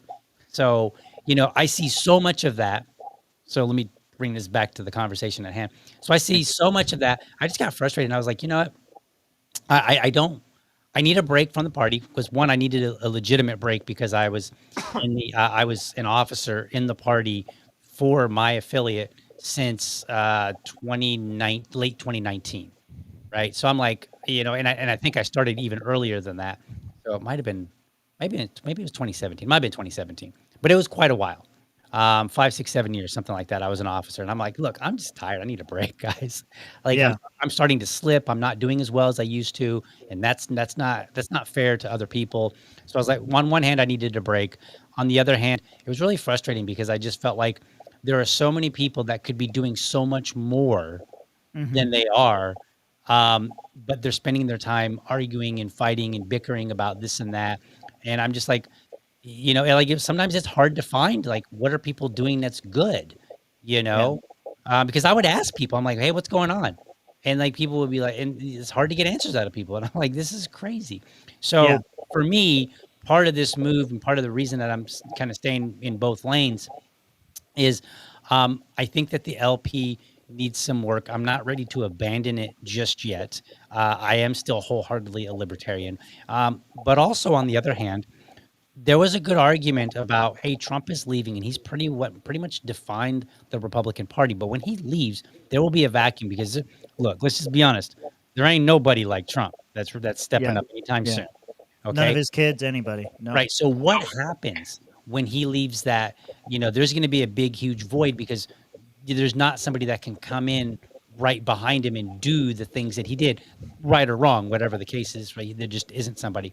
So I think now is a time for people to get into the RLC, which really closely aligns with a lot of my values, and then try to use that to rein in the Republican Party a little bit. Now, I think Mike ter Maat is a little bit more enthusiastic about being a Republican than I am necessarily about. Yeah.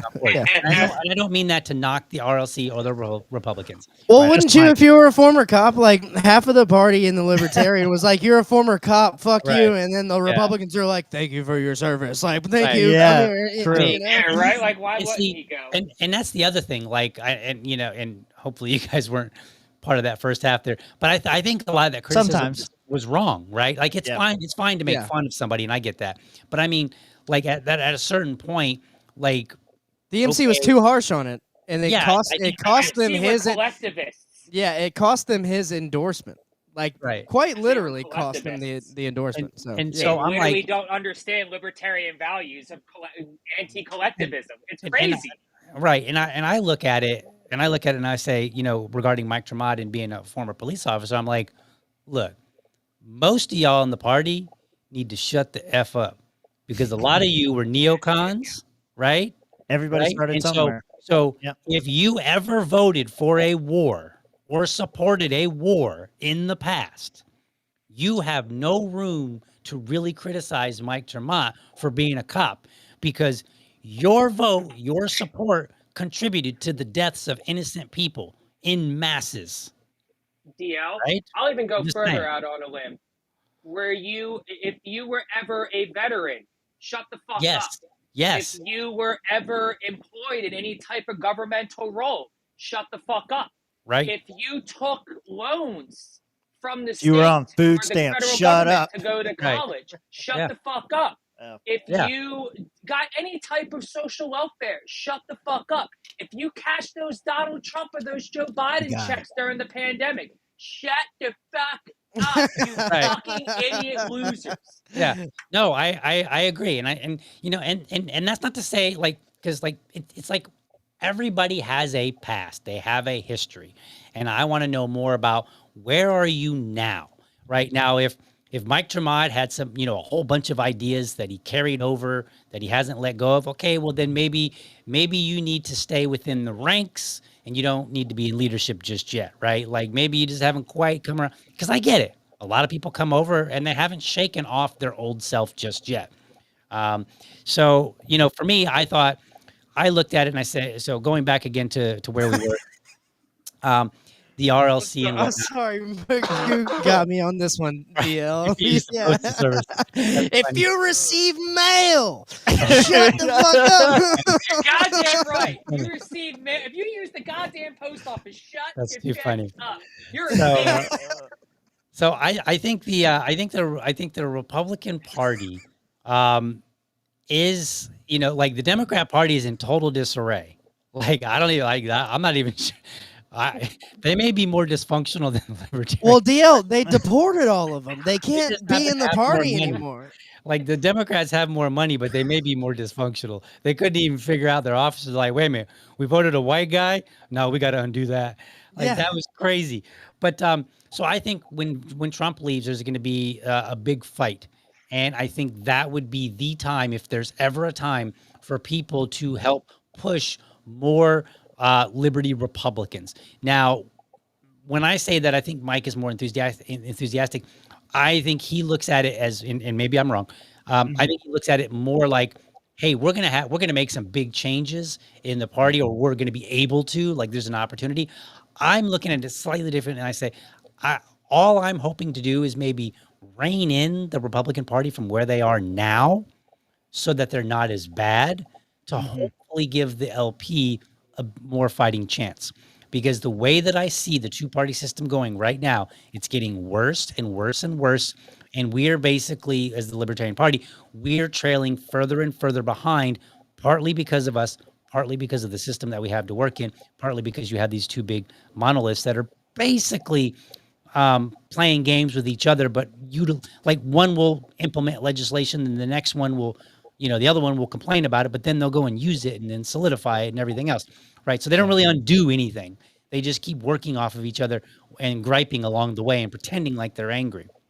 So as long as that's going, they're basically getting further in terms of, if we want to look at it like liberty in our lifetime, they're increasing that gap between the Libertarian Party and the duopoly. And I'm like, maybe there's an opportunity to help dial it back a little bit and give the LP a little more fighting chance to at least influence politics, if not maybe get some wins in the future. So that's kind of my rationale. I want to build on that a little bit. This is a comment that's come up a couple of times throughout when we had Mike on too, that Rothbard believed the same thing. He tried this whole working with the right to try to influence things, and it failed. Maybe they got some wins here or there, but it failed. Hang on. What I wanted to ask you was, like, you were mentioning there that you wanted to kind of like try this thing out and see how it goes. But isn't it like playing both sides almost? Like, aren't you serving two masters in a way? Like, how can you help the Republican Liberty Caucus and still advance the cause of liberty, or still be a part of the Libertarian Party? Like, I don't see how these things. DL's about to help them Rumble views, Tim. That's what's gonna happen. Yeah, gonna get some Republican viewers. Some money's coming. You get where I'm coming from? With Yeah, that? yeah, no, I get you. So let me be clear on one thing. Whatever Rothbard believed or did, I have no knowledge of. I'm not one of those that's well read, so I can't speak to anything he's done. The point is the right wing strategy. Right. So I'm going to have to speak just from, my own personal lens and perspective with no historical background to bounce off of or whatever. So as far as serving two masters, no, I'm not serving two masters. I'm serving me in my vision of liberty. So one of the first things that I said was, I was like, look, I have been really putting more and more effort into my podcast. I'm trying to grow it. I think this is a good vehicle for me to communicate the message of liberty, right? And I think everybody has to do, find where they fit in best. Maybe you're a supportive person, you're helping somebody else. Maybe you're the front person, right? Maybe you're, you're doing comedy like Vincent and like Dave Smith, right? And that's what you do. And then you kind of dovetail and you can use that to Rob's way funnier than Dave. Way funnier. I said Vincent. Like we're in the military. Don't say that. I'm trying to open up for him. That's why you're way funnier than him. He should be putting you on tour. And maybe it's podcasting like all four of us, do. Sure. But there's various ways in which you utilize yourself to promote liberty. Number one, tried the party thing out. Sorry, we have tried the party thing out as well. All of us, but I haven't left it yet. Now I'm not an officer any longer, so therefore, and I've always held that officers have a strict line that they cannot cross, whereas members do not have that. So me as a regular member, even though I'm registered libertarian, I could support a libertarian candidate. I could support a Republican candidate. I can support a Democrat candidate or an independent or whomever, right? And I can do that publicly. That's my choice as just a regular member. And I came in and I said, I told people, I said, look, I am not going to change my message for anyone. I am not going to change the forcefulness in which I say my message. Mm-hmm. So that stands. And anybody that tries to stop it, try to say like, DL, if you want to be part of our group, then I won't be part of your group. That's fine. Mm-hmm. I don't have a problem with that. So for me, I don't look at it as serving two masters, because I am not serving either one. I am serving my interest, which is to say, I think that, I'm not leaving the Libertarian Party. I do think that they need some, some adult time and, and some other things, and hopefully things can get worked out. Right. And I still have a little bit of faith that maybe that'll happen.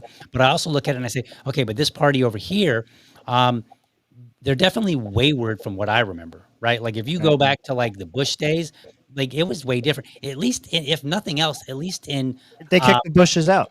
At least in morality, right? Like remember Ronald Reagan and Nancy, like they had this great marriage, and that was a big thing about them. Was like they had this amazing marriage, and then now we have Trump, who is like, accused of all these sexual improprieties. Grab him by the pussy. Right? He said crazy the things. Russian pee. Right. The Russian pee. There's so many things. Some of it's legitimate, some of it's not. Right.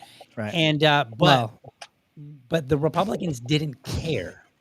Whereas when I was growing up, they would have. They cared a lot. That would have been a deal breaker. Clutching purses, clutching pearls, the moral majority would not have had anything to do with Trump. Right. And then now there are some things that are still kind of the same way, like, their penchant for war and stuff like that. I think Republicans have always been pretty terrible on when it comes to foreign policy.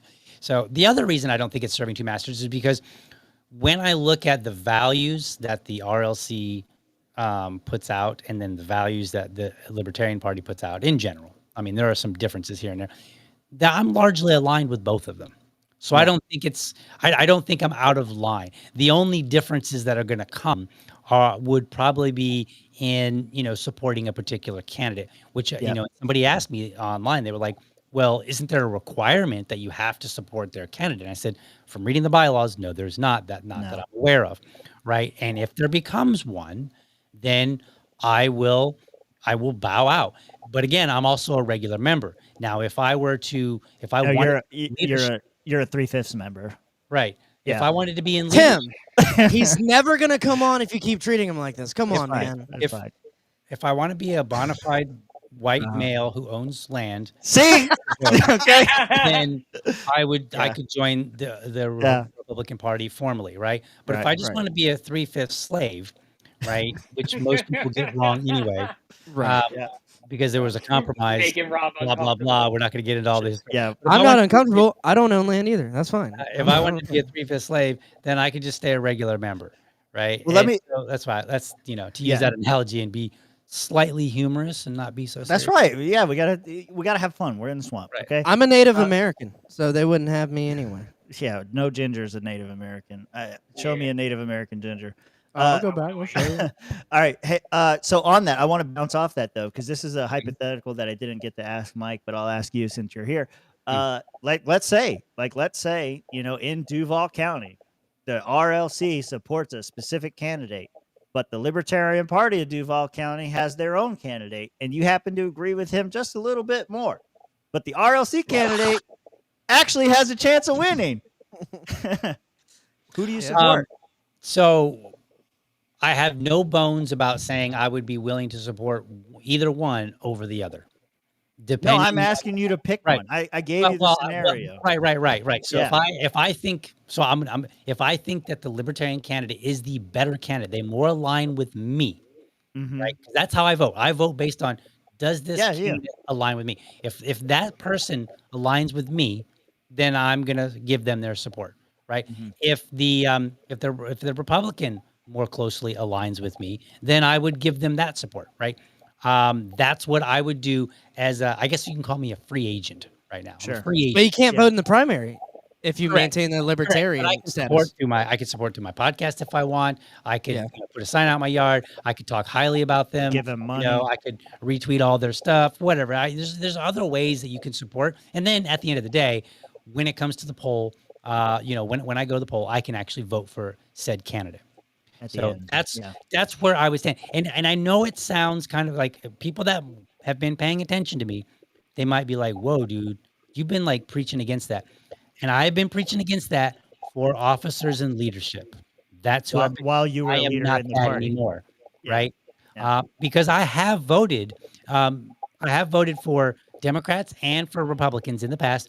None of them have been against the Libertarian, so I wasn't faced with that particular choice. But I will vote for somebody if I think they are the best fit, and whatever their agenda is aligns with what I think it should be.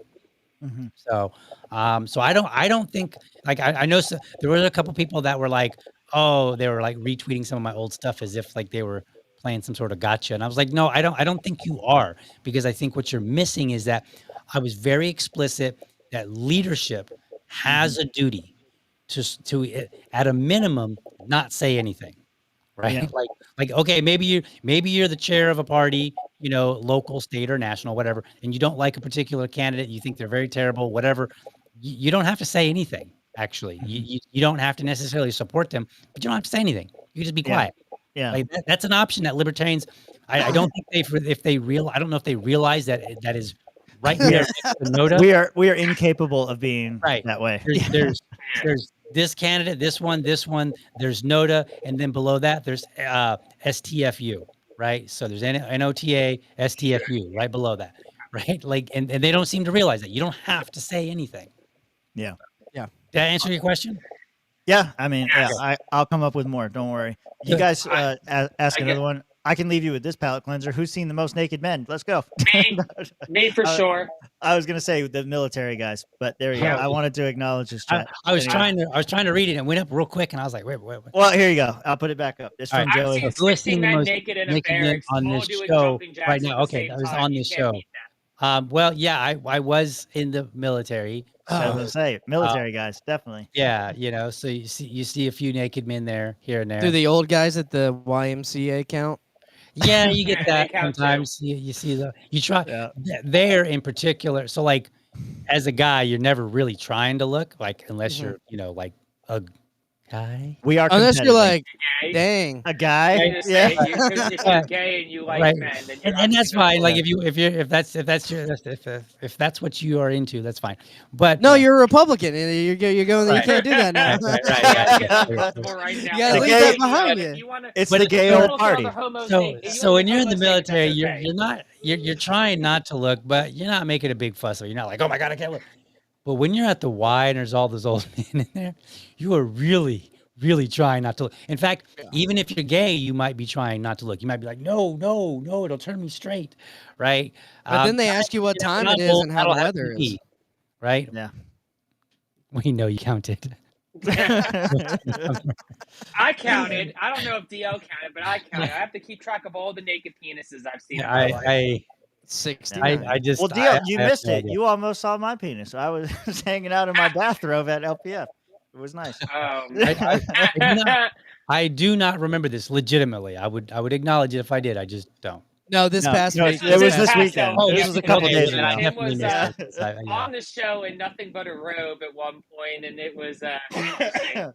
I gotcha. I just wanted Mitch to touch me. Anyway, We did have we did have a good setup of the actual business and everything. You know, next year maybe you can join us in that. That would be a lot of fun as far as like broadcasting the business. Hopefully we get to do it at national. I don't know. We might talk to Steven about that. It's Right. I don't know if you're gonna make the trip to Grand Rapids or are you thinking about it yet, but it's I don't know. We're working on touching Steven's balls, so he will give us the contract. I suspect that I will not have the favorable votes to be a delegate to national. Oh no! I mean, a delegate there. But would I go? I would be willing to go anyway, potentially. Wait a minute. What month is it? Because this is Michigan. It's in May. It's the same weekend every 2 years. The Memorial Day weekend. Okay. They're doing it in Grand Rapids. I'll have to That's check the nonsense. weather. You won't get the votes. Somebody out there somewhere, as long as you keep your national membership and dues up to date, they're gonna find a spot for you. There's always some. You don't need a national membership. Come on. You don't need a national membership. Now, Josh. Sorry to. Never mind. Nice. I guess. All right, he's gone. No, I'm still here. All right. Josh. Now, are you going to go the DL route and maintain your Libertarian Party membership, or are you going to change your registration to Republican? Before you answer, Josh, have you ever known Josh to do anything half-ass? No. Josh? So I'm just going to answer yes to all of the above. I'm going to do it all, baby. There's nothing you can do to stop me either. I can still pay my $25 a year yearly dues to be a national Libertarian Party member. There's nothing y'all can do to stop me. It's in the bylaws as long as I pay my dues. I am a member of the Libertarian Party, so y'all can suck it and swallow. And I already registered the GOP out in Arizona, so there's nothing you can do about that. I'm in the GOP, and I'm a dues-paying member of the RLC. Shit, I might pay my dues to be an MC member again just to fuck with y'all, just so you can just be fucking confused. And guess what? Like I told DL, if you show, I was on the credentials committee 2 years in a row for the LNC.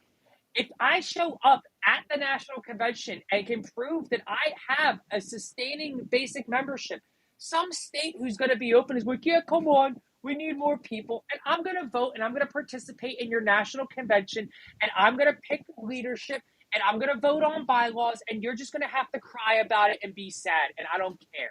I got more peanut and cream for all of you. So you don't need to be a registered libertarian to be a voting member, to be a delegate, delegate.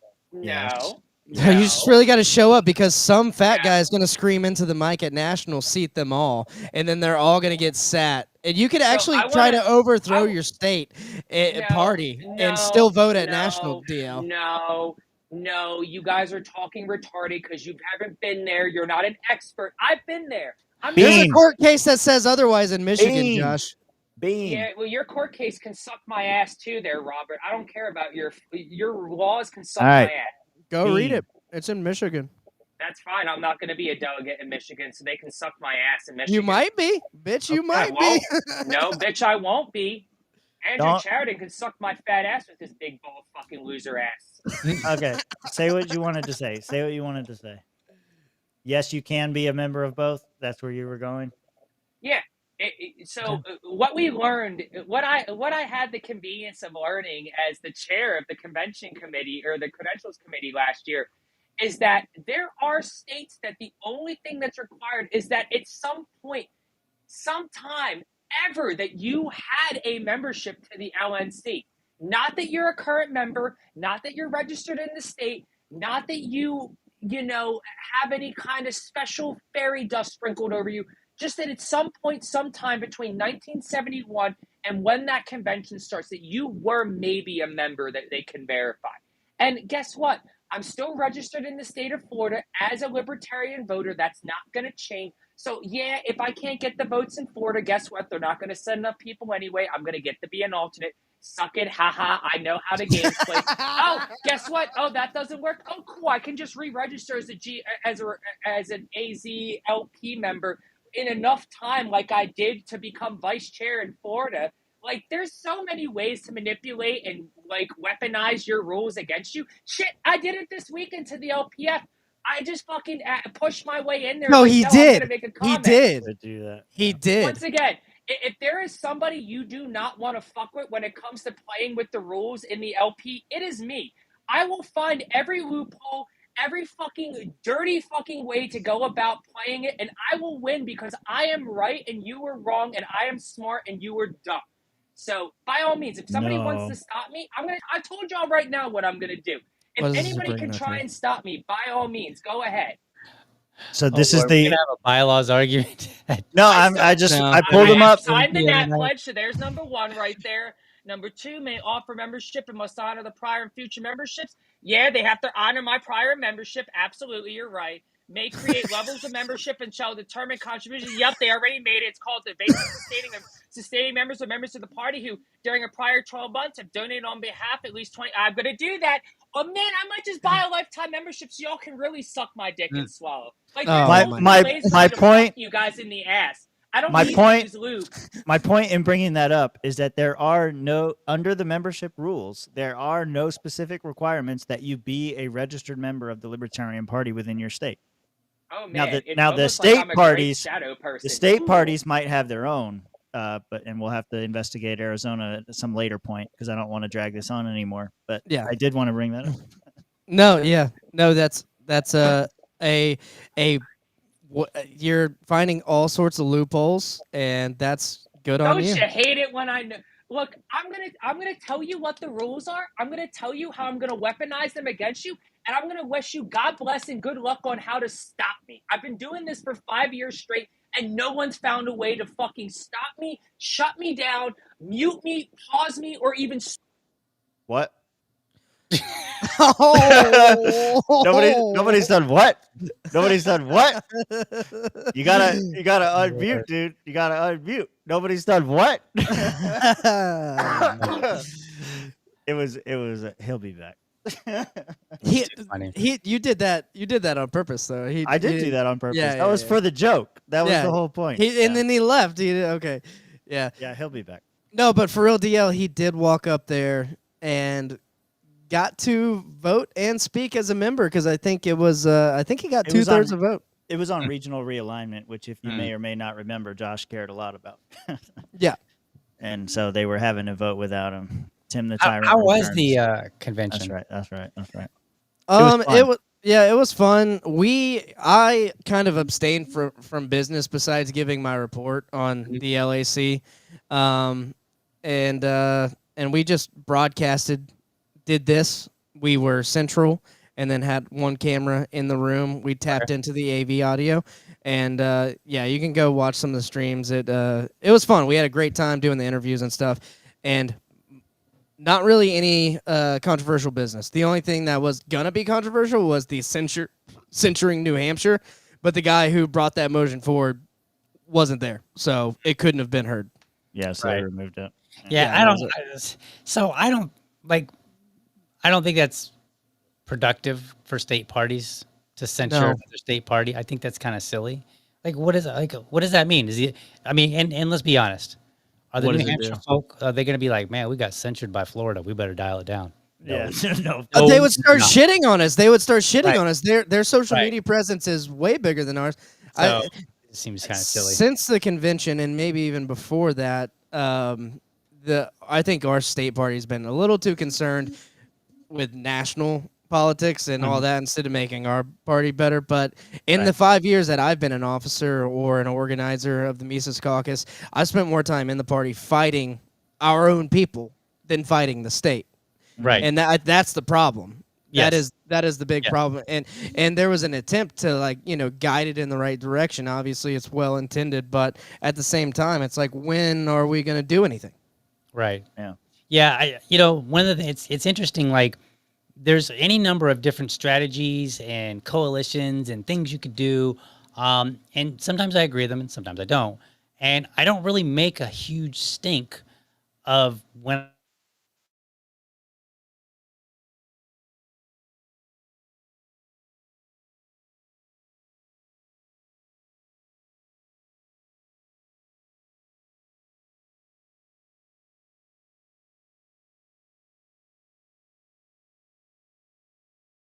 can't work with it, if it's something that's big and it's a deal breaker, then just move on, and make it simple. But no, it just seems like everybody just wants to drag it. You know what it's like? You ever been in a meeting and maybe the meeting gets done early and everybody knows it's early? Like they scheduled for 30 minutes and they got it done in 20, and they were like, and then everybody's just like sitting there and they're like trying to come up with more things to talk about for the next 10 minutes rather than just say, hey, how about you have your time back? Yeah. It feels like that, but worse. Like, that's Yeah. kind of what it feels like. Like, people just drag things out. They kick the dead horse over and over. And it's like, just stop. Just, yeah, we heard you the first 12 times. Yeah. Perhaps go do something productive. Yeah. Like join the Republican Liberty Caucus. And I'm on the national board, so they might get mad at me for saying this, but I'm not. I don't think I'm to the point where I'm gonna move parties. Well, I'm not moving. Again, I'm not moving the party. Like, I know. I think I'm taking your approach instead of Mike like, Vermont's approach. Because and if other people want to dive all in, that's fine. That's not me.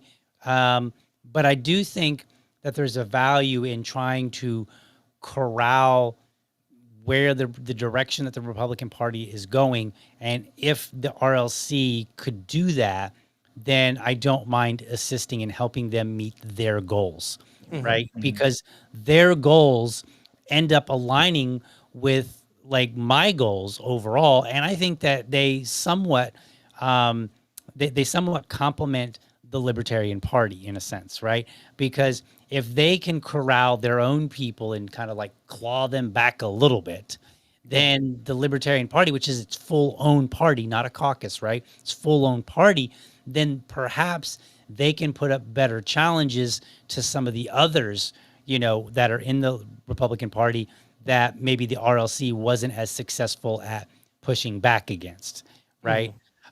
So I think it can work as for me. I'm approaching it like a coalition, which is weird because, I heard a lot, before the election about coalitions. We got a coalition, and then you hear this, and some of us are coalitioning, and then people are like, "Well, look, what about this tweet?" And their insinuation is like that you're being a hypocrite or something. And I'm like, I thought you guys like coalitions. I guess you don't.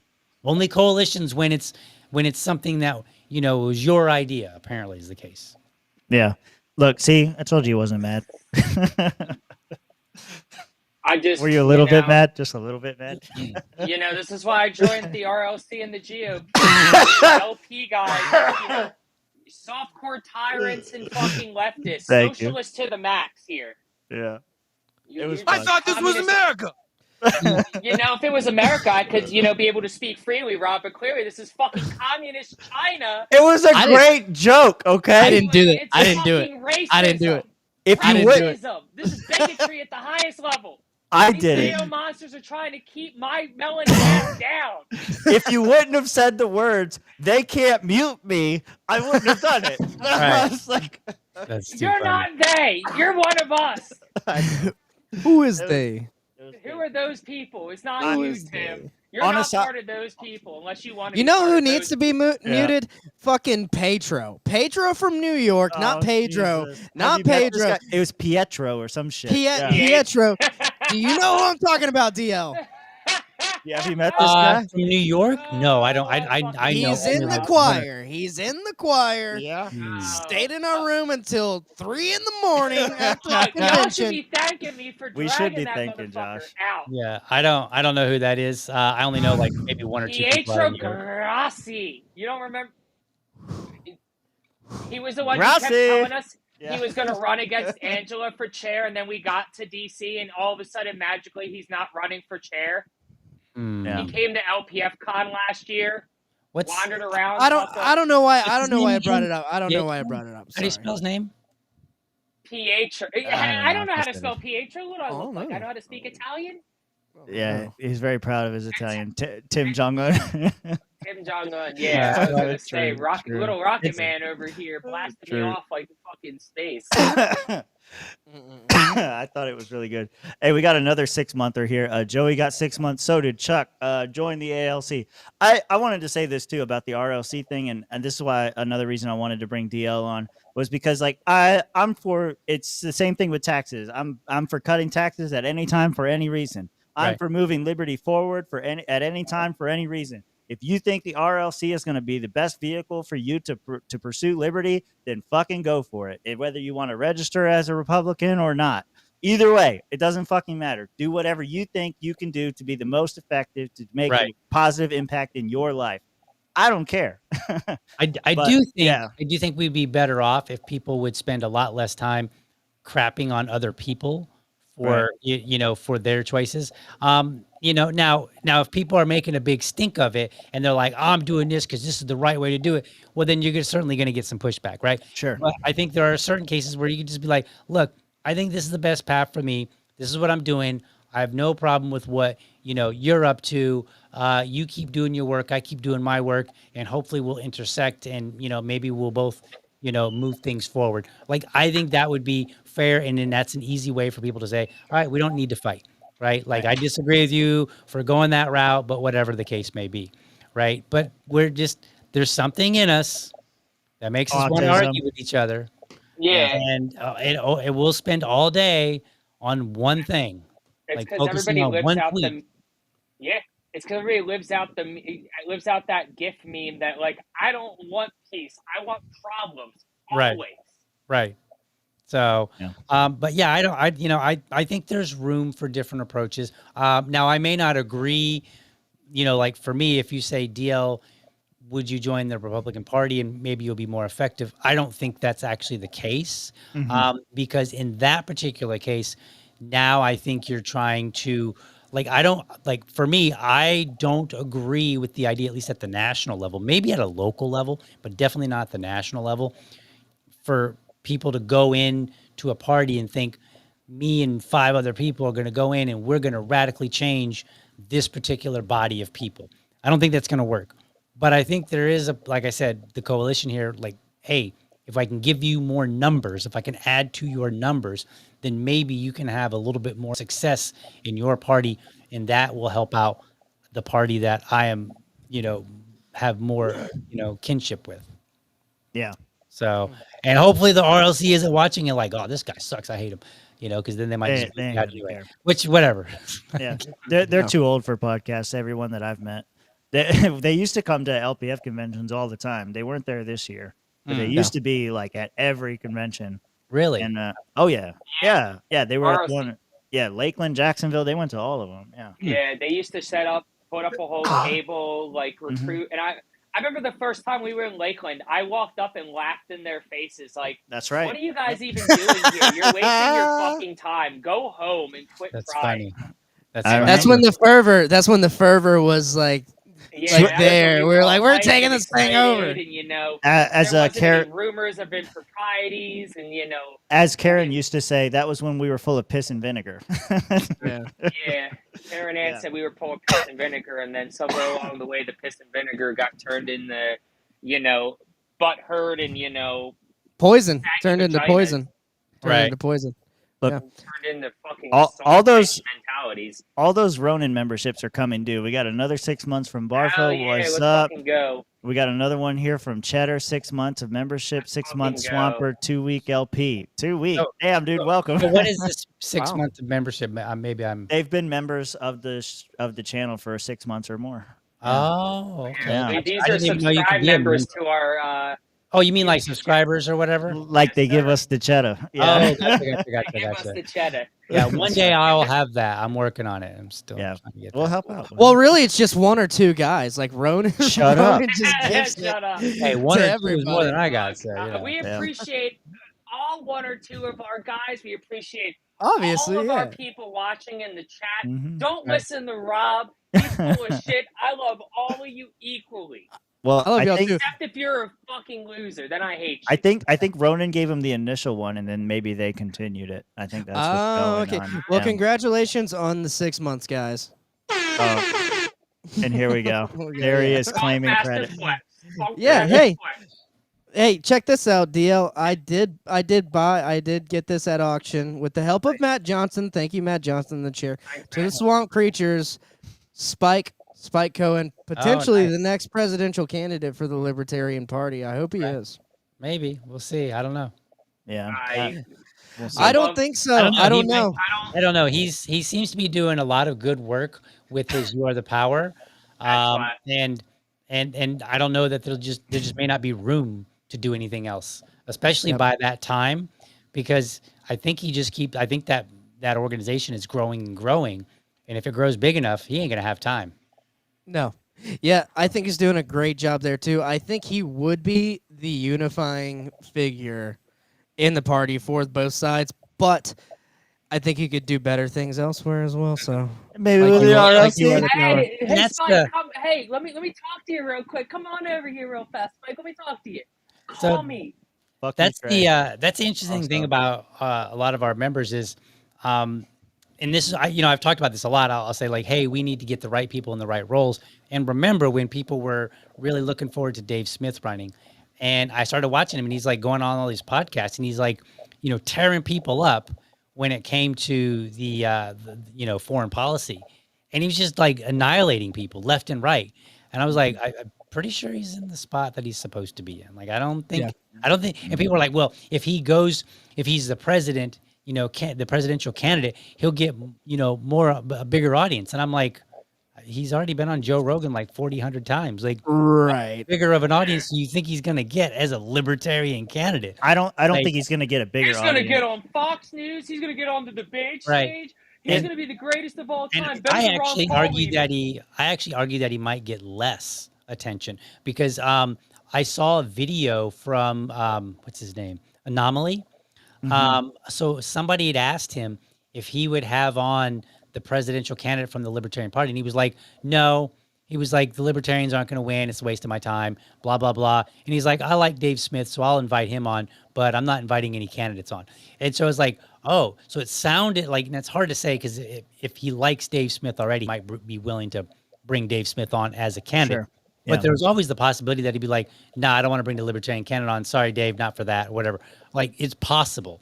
So for me, I look at him like, he's already getting all this, the attention that he could possibly want. I mean, he's going on shows left and right while he's doing comedy shows. Right. So I'm like, he's right where he's supposed to be. Spike Cohen, I think he's right where he's supposed to be. I don't know that being the presidential candidate would be the right role for him compared to what he's doing now. And I think that is a huge weakness in the party because a lot of people are just like, get somebody in there, or maybe they like their philosophy or they like their personality, and so they want them in a particular role. And it's like, well, wait a minute. Is that role really the right role for that person? So for instance, I'll tell you this. After watching it play out, I don't think that Chase, yes, that Liberty lady said, yeah, you're right. Anomaly, she did send that to me, and because she had asked him that, and then she sent it to me.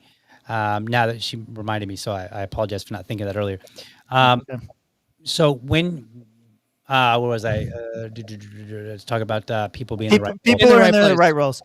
Let me throw something at you about that, because I heard a lot of the same thing. I don't think that I do agree with you that there is this tendency within the Libertarian Party to just kind of, I like this guy, let him run for everything, let's burn him out as fast as possible. Right. That's a huge problem. Yes. That's a huge problem. But at the same time, I don't think that I heard that argument that you're saying this would build his profile, it'd be great for him, all these kind of things. I don't think that that's what the people who wanted him there wanted. I think they just wanted a voice for them that would respect their views and would portray them in a way that they felt comfortable with. And I don't think that's what Chase did. I think if you had somebody like Dave or Spike, people would be like, right now, if you come to somebody and you say you're a libertarian, the first thing they're going to say, and you can look on X and go find it everywhere as random as you want, oh, what about libertarians? All the replies to Elon Musk about join the libertarians. Right. The first response was, well, you supported this gay guy that wants to trans all the kids. We had a bad candidate that misrepresented the party in a way, for whether it was his fault or his own. Well, he misrepresented half of the party.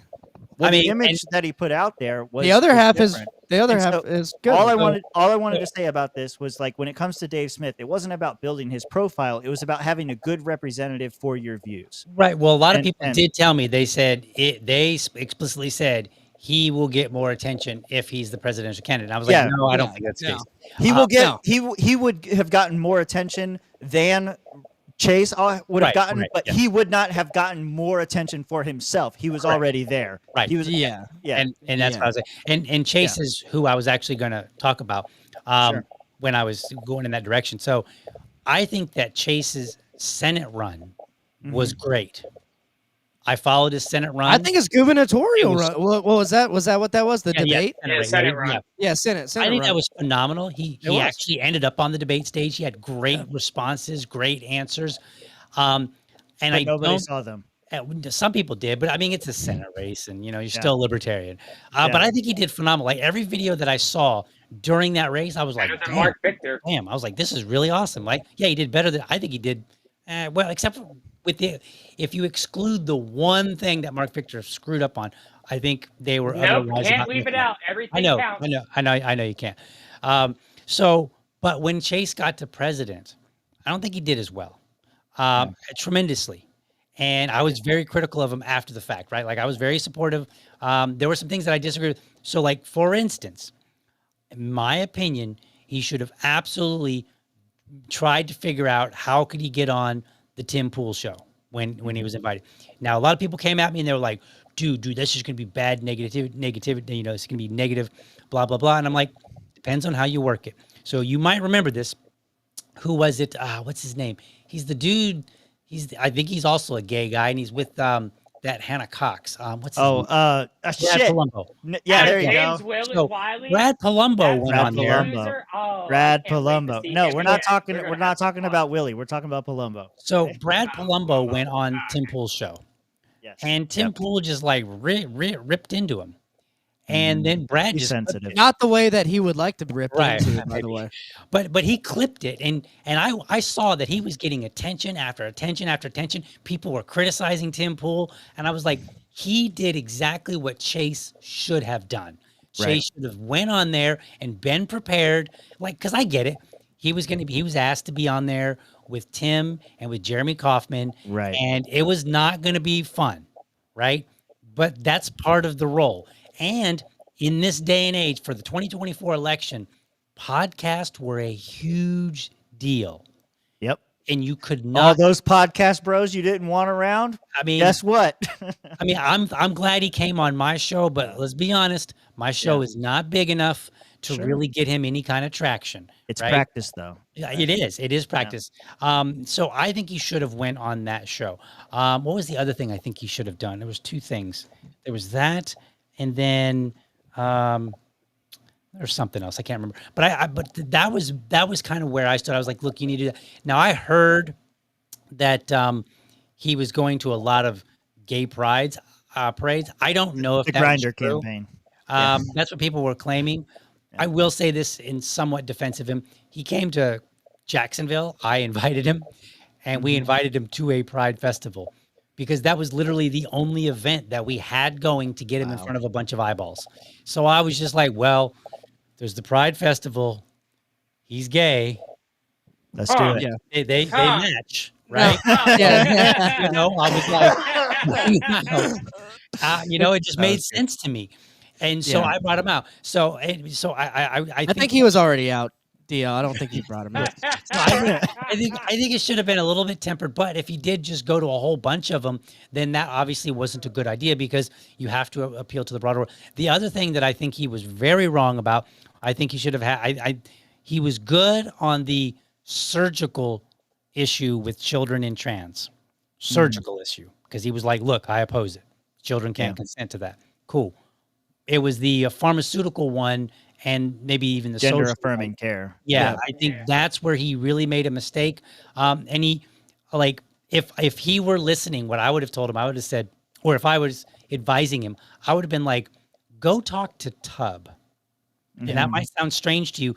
Tub and the other guys, Eric and Tracy, they all got together and they worked out. They said, all right, what happens when we're asked a question that's not relevant to our position? So like if somebody were to ask him about abortion, they're gonna be like, dude, I'm running for city council. Right. I have nothing to do with abortion. Like at best, I might sign some legislation that comes across my desk, but otherwise I have nothing to do with abortion. So like, it's not really and they had come up with some good ways to kind of get around, focusing to judo it. Yeah. Right. Because what they were trying to do is they're like, we don't want to get caught up in, do we support abortion or do we not, when that's not even anything that we're going to be dealing with as city council. So I would have been like, go talk to them. You need to figure out your best answer for the whole trans issue, because at this time, there was a big deal for the people on the right. That was the temperature of the room. And the likelihood is that he was not going to win a lot of Democrats. I know that, like, I think Angela and other people, they're like, oh, hopefully he pulls a lot of Democrats. He actually ended up not pulling that many Democrats. And I think the reason why is because for many people, they look at the Libertarian Party, if they even know what it is, and they think Republican light, Republicans that like to smoke weed, Republicans that hate war, something like that, right? They think of us as right wing. Whether it's true or not, it doesn't matter. A lot of people do. So the fact of the matter is we were going to naturally appeal more to people on the right just by our name. And so he needed to deal with that better, and he didn't. Yeah. And then there are some other things, but I think he did not. So going back to people in the right role, I would look and I would say, you capped out at Senate, right? Like you were good at Senate. Presidential was not for you. We learned that the hard way. And I'm not mad at him. Like, I'm not like regretting my support. I'm just objectively looking at it and saying that, what is that? The Peter principle, where somebody gets in that's weird to say about a gay guy, isn't it? Yeah, it is. I was gonna say. I want to cut the Peter principle is not. I know what you're about to say. The Peter principle is not that. I promise you. It does a level of respective incompetence.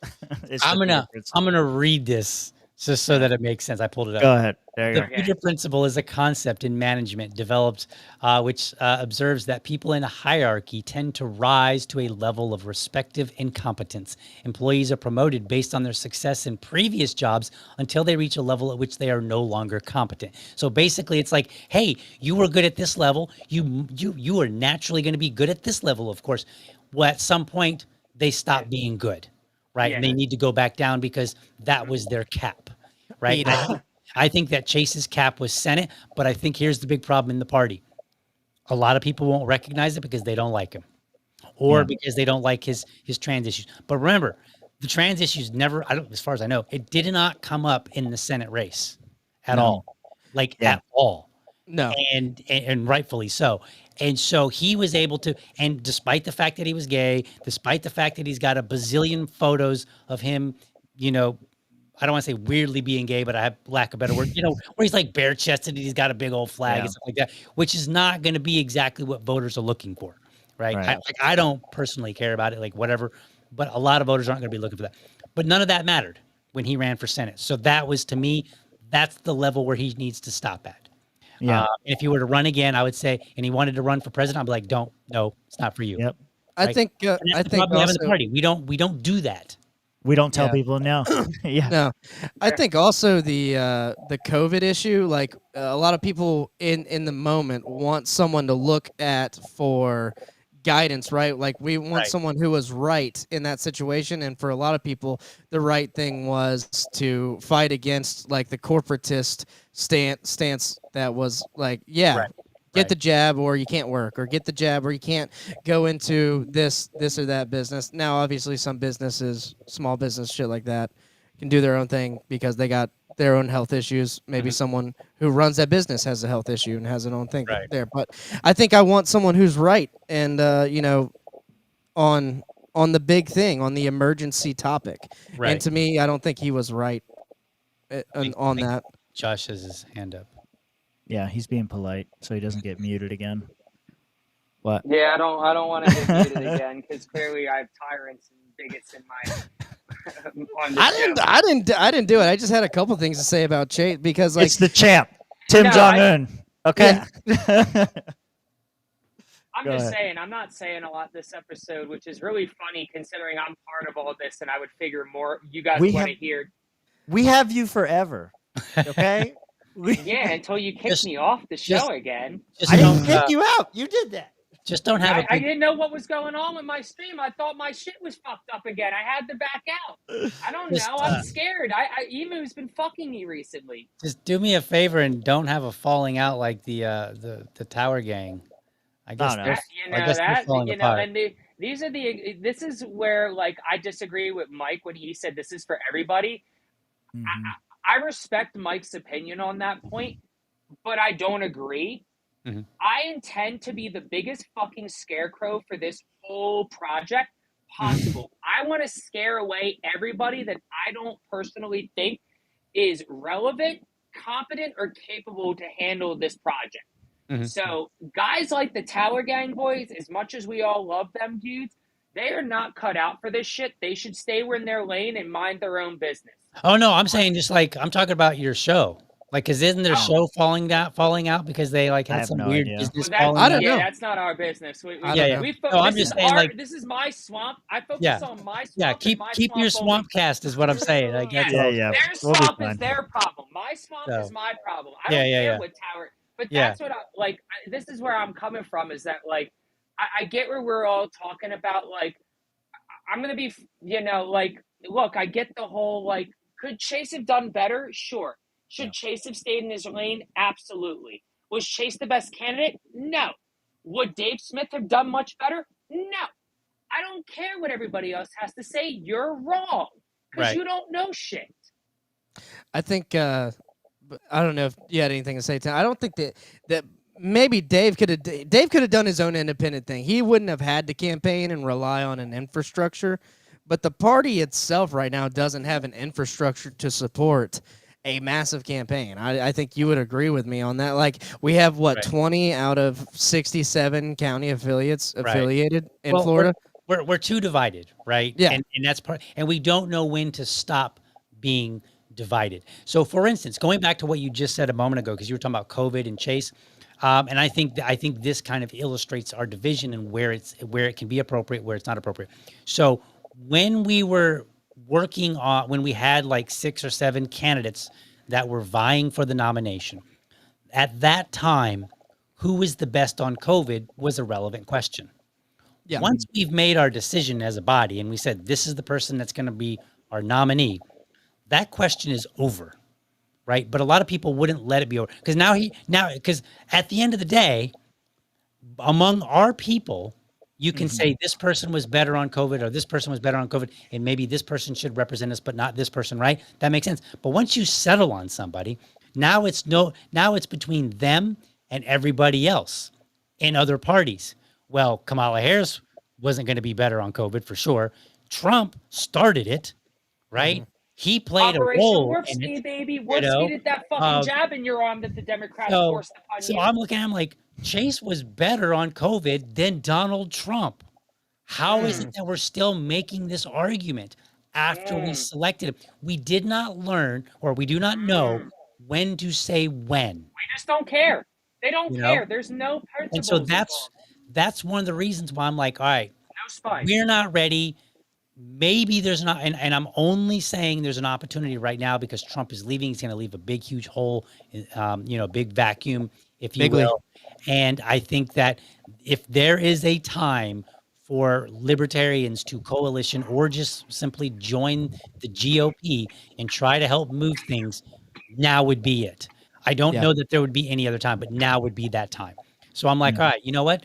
Given those circumstances, given the state of the party, but also given my allegiance to liberty, I think coalition, which is what I feel like I'm doing, is the best decision for me to make, right? That's going to be the best use of my time. However, I have drawn lines. Like, and so if anybody comes to me and they're like, DL, we heard your podcast the other day and you're going to need to dial it back, or you're going to have to, if it's not something that's like, like, hey, you happen to use too many profanities or you dropped the N-word, please don't do that. Like, if it's not something like that, that's more of a matter of professionalism. Right. But if it's a matter of my ideas, my view of the world, my view of liberty, if I'm told to dial it down, no. The answer is no. I'm going to tell them right now, no. And I will tell them then, no. I will not be silenced, unless I mute myself. I don't even know where my button is to mute myself. Now, what if hypothetically, there you go. Hypothetically, what I didn't if do it.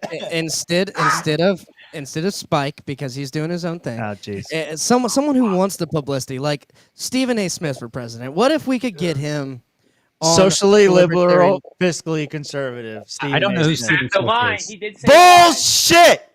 Bullshit! Bullshit! You know who Stephen A. Smith is? He's the ESPN commentator. I'll get a picture. Yeah. ESPN. Yeah, get a Dude, picture do you of guys Stephen A. realize how Smith. little I don't know feel about that- sports? Bullshit! I That's don't it. care But how he's much everywhere. you know. I He's don't care how everywhere. much you know. He's in politics too. everywhere. He comments on politics as well. I'm gonna look him up right now. See if I recognize. Here maybe you go. it's just the name. Right now. There you There go. we go. You know this guy? Oh, Right here, that Dio. guy. Okay, Oh, yeah. Oh yeah. Oh, that yeah. guy.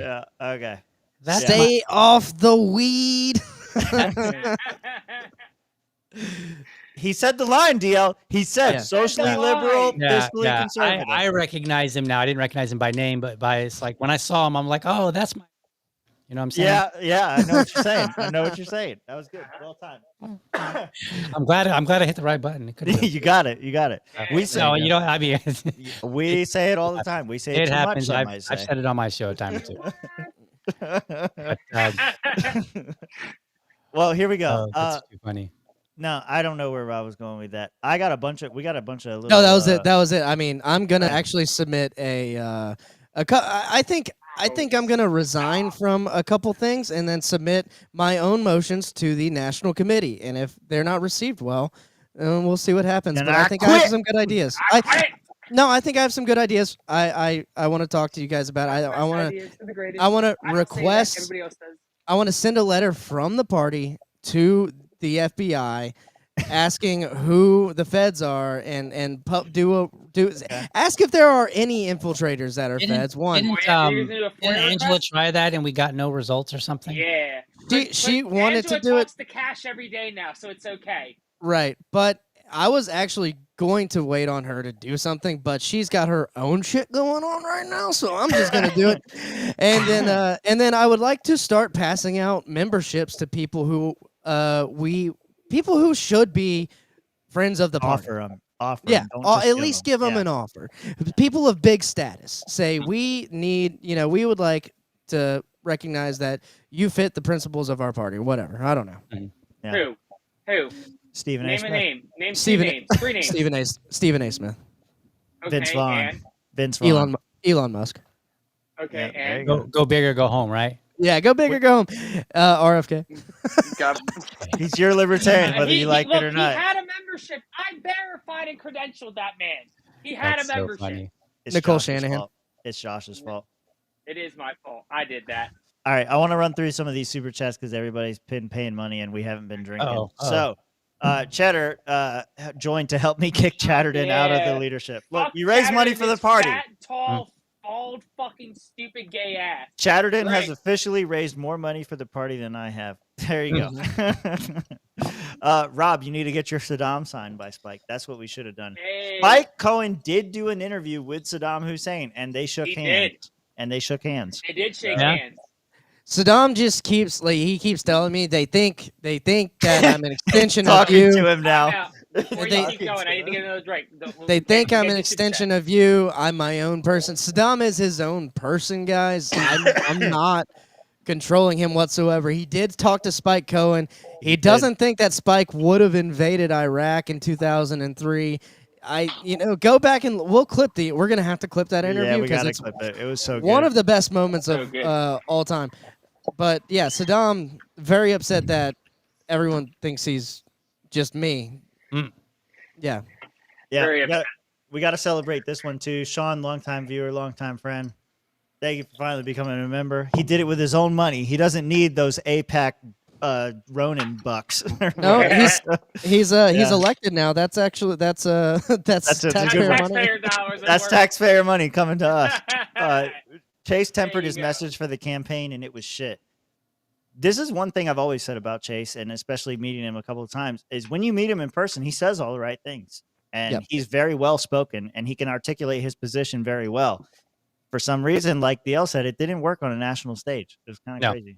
Yeah. No, it was kind of weird to watch because now and I am like, if anybody that's a Chase supporter is watching and they're like, oh, dude, he had this going against him. I get that, and I don't disagree. However, he signed up for it, right? Yeah.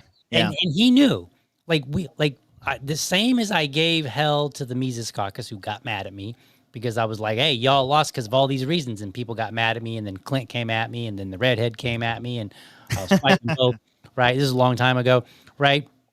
The thing is, you signed up for this. You knew what you were walking into. You knew that the Mises Caucus was the dominant group in the party, and you chose to run, which means if you crashed that takeover, he crashed the takeover, dude. That's what happened. And so if you run and you know that and you happen to win, you still have to deal with all that. In the same way that I criticized the Mises Caucus and I said, look, you took over the party, but you didn't have 100% all your people. There were still people who were not Mises Caucus. You had to deal with them, and you didn't. You failed, right? And so it's the same criticism for both sides. I'm like, you cannot ignore the other people when there's a significant amount. You cannot ignore the environment that you're walking into. And the presidential run, I said it at the very beginning. I said, and Chase, I don't think he liked it because I told him I said this, but I was like, I hope the next 6 months are the toughest 6 months that he's ever had in his entire life. Because it should be. You're running for president. It's going to be tough. Right? And I want it to be tough, not because I hate you, but because the tougher it is, then the more that you're being involved. If it's not tough for you, then what are you doing? Right? Iron sharpens iron. It makes you tougher. It makes you stronger. Conflict makes us stronger. Well, not only that, if it's not tough when you're running for president, that means probably nobody's talking about you or nobody cares about you. You're not going anywhere, right? So it has to, if it's not tough, what's happening? Nothing. Right. Nothing's happening. Right? That's the mark of, like, it's like that running comment where people will say, like, hey, if the feds aren't after you, if people aren't coming after you, then you're not doing anything. If you're not on the list, you're doing something wrong. Right. It's kind of like that attitude, right? Either you're too small for them to worry about, or you're not doing anything significant in the first place. You're just maybe, you're just a yapper. So Nick Fuentes is more effective than any libertarian, is what you're saying. I mean, kind of. except at fighting. I don't know if you've seen, there's a video. No, I gotta find that dude. Yeah. Have you not seen the video? I'm looking for it right now. All right. No. Maybe I can find it on mine. Well, go ahead, because there was something you said earlier too about there was the criticism that he was doing the Grindr campaign, and I wanted to say in that there was an analysis done of where Chase spent his money on our friends over at LPA, and one of the takeaways that they had was that was the biggest bang for his buck, and so it made sense to actually spend money in the gay area. But Chuck says differently and says he talked to a gay friend. So, anecdotal evidence always better than statistical data. Right. said that he talked to his gay friends and said that going after Chase going after the gays was a waste of time. I tend to believe that, though, because I can't imagine that anyone who's like so wrapped up in their identity that all they care about is being gay, that they're gonna change for anybody but Kamala. I had a lot of fun with some of my friends on Facebook gaslighting the shit out of them that like, oh, you're just not voting for our candidate because you're a bigot, because you're homophobic. You don't want a gay person to be elected. That's why you're voting for Kamala. And a lot of them were just like, no, we're so scared of Trump that we have to vote for Kamala because she's got a way better shot than the gay guy ever could. So we can't vote for the gay guy. Sorry. Yeah. I do have some anecdotal evidence of this, but it might be because I'm from Pensacola and I live in the South. And there ain't no gays. Yeah, well, No gays. there are, and no so blacks, no minorities, no nothing, just white people. We as in the local affiliate, Escambia County, sponsored a gay comedy festival because I knew the guy who was running the comedy festival, so we got to have a booth there and everything like that. And the old statistic that the Libertarian Party likes to throw out on the spoiler topic is we take equally from both the Republicans and Democrats. Right. But in talking to people at the events where we were tabling, I don't see how you're going to pull Democrats, man. You're talking about less government spending. Like Tim said, people are kind of about their identity politics. So, and a lot of them were sort of open to some of the topics, but then even the women at the events, they would be very hardcore on like abortion. Like it should be open until 9 months or even a post-birth abortion, whatever. But it's like some of those post-birth abortion. Yeah, even some of those topics, it's kind of like I don't see how we bring in those kind of people into the LP. Right. By the way, I sent that. I link. see it. Yep. Okay. Yep. I wanted to, Go ahead. I'm gonna have to get it. So yeah. I'm sorry, I was a little distracted trying to do all those things. No, you get that. You already touched on the topic. You already gave your. We were just revisiting it. Like pretty much. Yeah. If you were listening, go ahead. But I'll save that for the ending. I think that's good. Yeah. All right. Yeah. So. I think I didn't see the information regarding like where he went, but I just looked at it and I said like whatever you didn't work. And my big beef that I had because I look at metrics, and the one thing that really got me, I was like, dude, you lost to the Green Party. They're not even on the ballot in half the state. He got fifth. That was not acceptable to me because I was like, they're on like half the ballots that we are. How is it that you got less? Right now, I expected the moment that we had Bobby Kennedy, RFK, running, I knew that whoever our candidate wasn't going to get a lot of momentum, like less than they normally get. Fourth at best. Yeah, because that's like he's a Kennedy. And he's got way more. I mean, he had Nicole Shanahan behind him. Well, as his running mate, and she's a billionaire, isn't she? Like, she had her own money. Yep. Right. So, Wonderful woman. He's got the name, he's got the connections, she's got money, he's got money. I'm like, this is not going well for us already. And so there was no way in the world that any candidate of ours this particular election was going to do much better than what Chase did. However, unless it was Bobby Kennedy. However, it could have happened. However, we should not lose to the Greens ever. Never. No, how you cannot boast you're right about that. Third largest party, and then we're on at least 48 ballots. I think we were on something like that. And who'd they run? They ran Jill again. Yeah, I think so. Stein again. We lost to Jill. Well, she's got a lot more name recognition than Chase does. It doesn't matter. Doesn't matter. We beat her every other fucking time. Yeah. So and then they're on half the state. Bill Weld had more name recognition than Joe Stein. Joe Jorgensen had more name recognition than Joe Stein. So that's what I think. The infrastructure was bad, which has always been bad, I guess. But when he had an event at a LNC meeting in Miami, Mhm. nobody from Chase's campaign was there. It was actually a bunch of Mises Caucus folks at the time. Mike ter Maat people. And Mike ter Maat. Yeah, Mike ter Maat showed up. And so, I think these people were super rah-rah against the Mises Caucus. And then when he won, they were like just complaining that he wasn't getting the vocal support. Right. But he was still getting the monetary support and everything from the party. Like, obviously, Angela was doing her thing with whatever.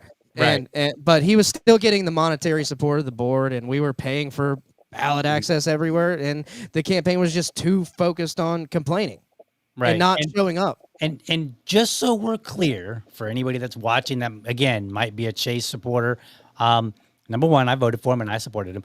But number two, I'm not just beating up on him because, like, this is in the context. I mean, we're talking more specifically about a particular person that ran. He froze. There's not a whole lot of Okay. to talk about everybody else, but I think that there are systemic problems in the party, and I mentioned those earlier. Like, we don't know when to say when. People were still hanging on to some COVID pictures rather than saying, "Look, yeah, he was wearing a mask, but guess what? Here's a picture of Trump wearing a mask too. Oh, by the way, Trump, he actually pushed this. By the way, our guy did not. Our guy was while he was wearing." And the funny thing is, when he was wearing a mask, he was actually out petitioning or something. He was doing some sort of activism. So it's really weird to watch people beat up on him on a particular picture. And I'm like, you realize he was literally doing politics and out and run. Y'all were bitches staying at home, talking about how you would go somewhere, you would do something, even though you didn't, right? Y'all were sitting at home. In fact, here's a comment that I made recently. People are like, "Oh man, LA is burning." Yeah. Those illegal immigrants, presuming they're all illegal immigrants, or however many there are, they seem to care more about fighting against immigration than Americans did fighting against COVID. Just saying. They seem to be more American than we are. Just saying. The immigrants fighting back. Yeah. You know? No, I don't agree.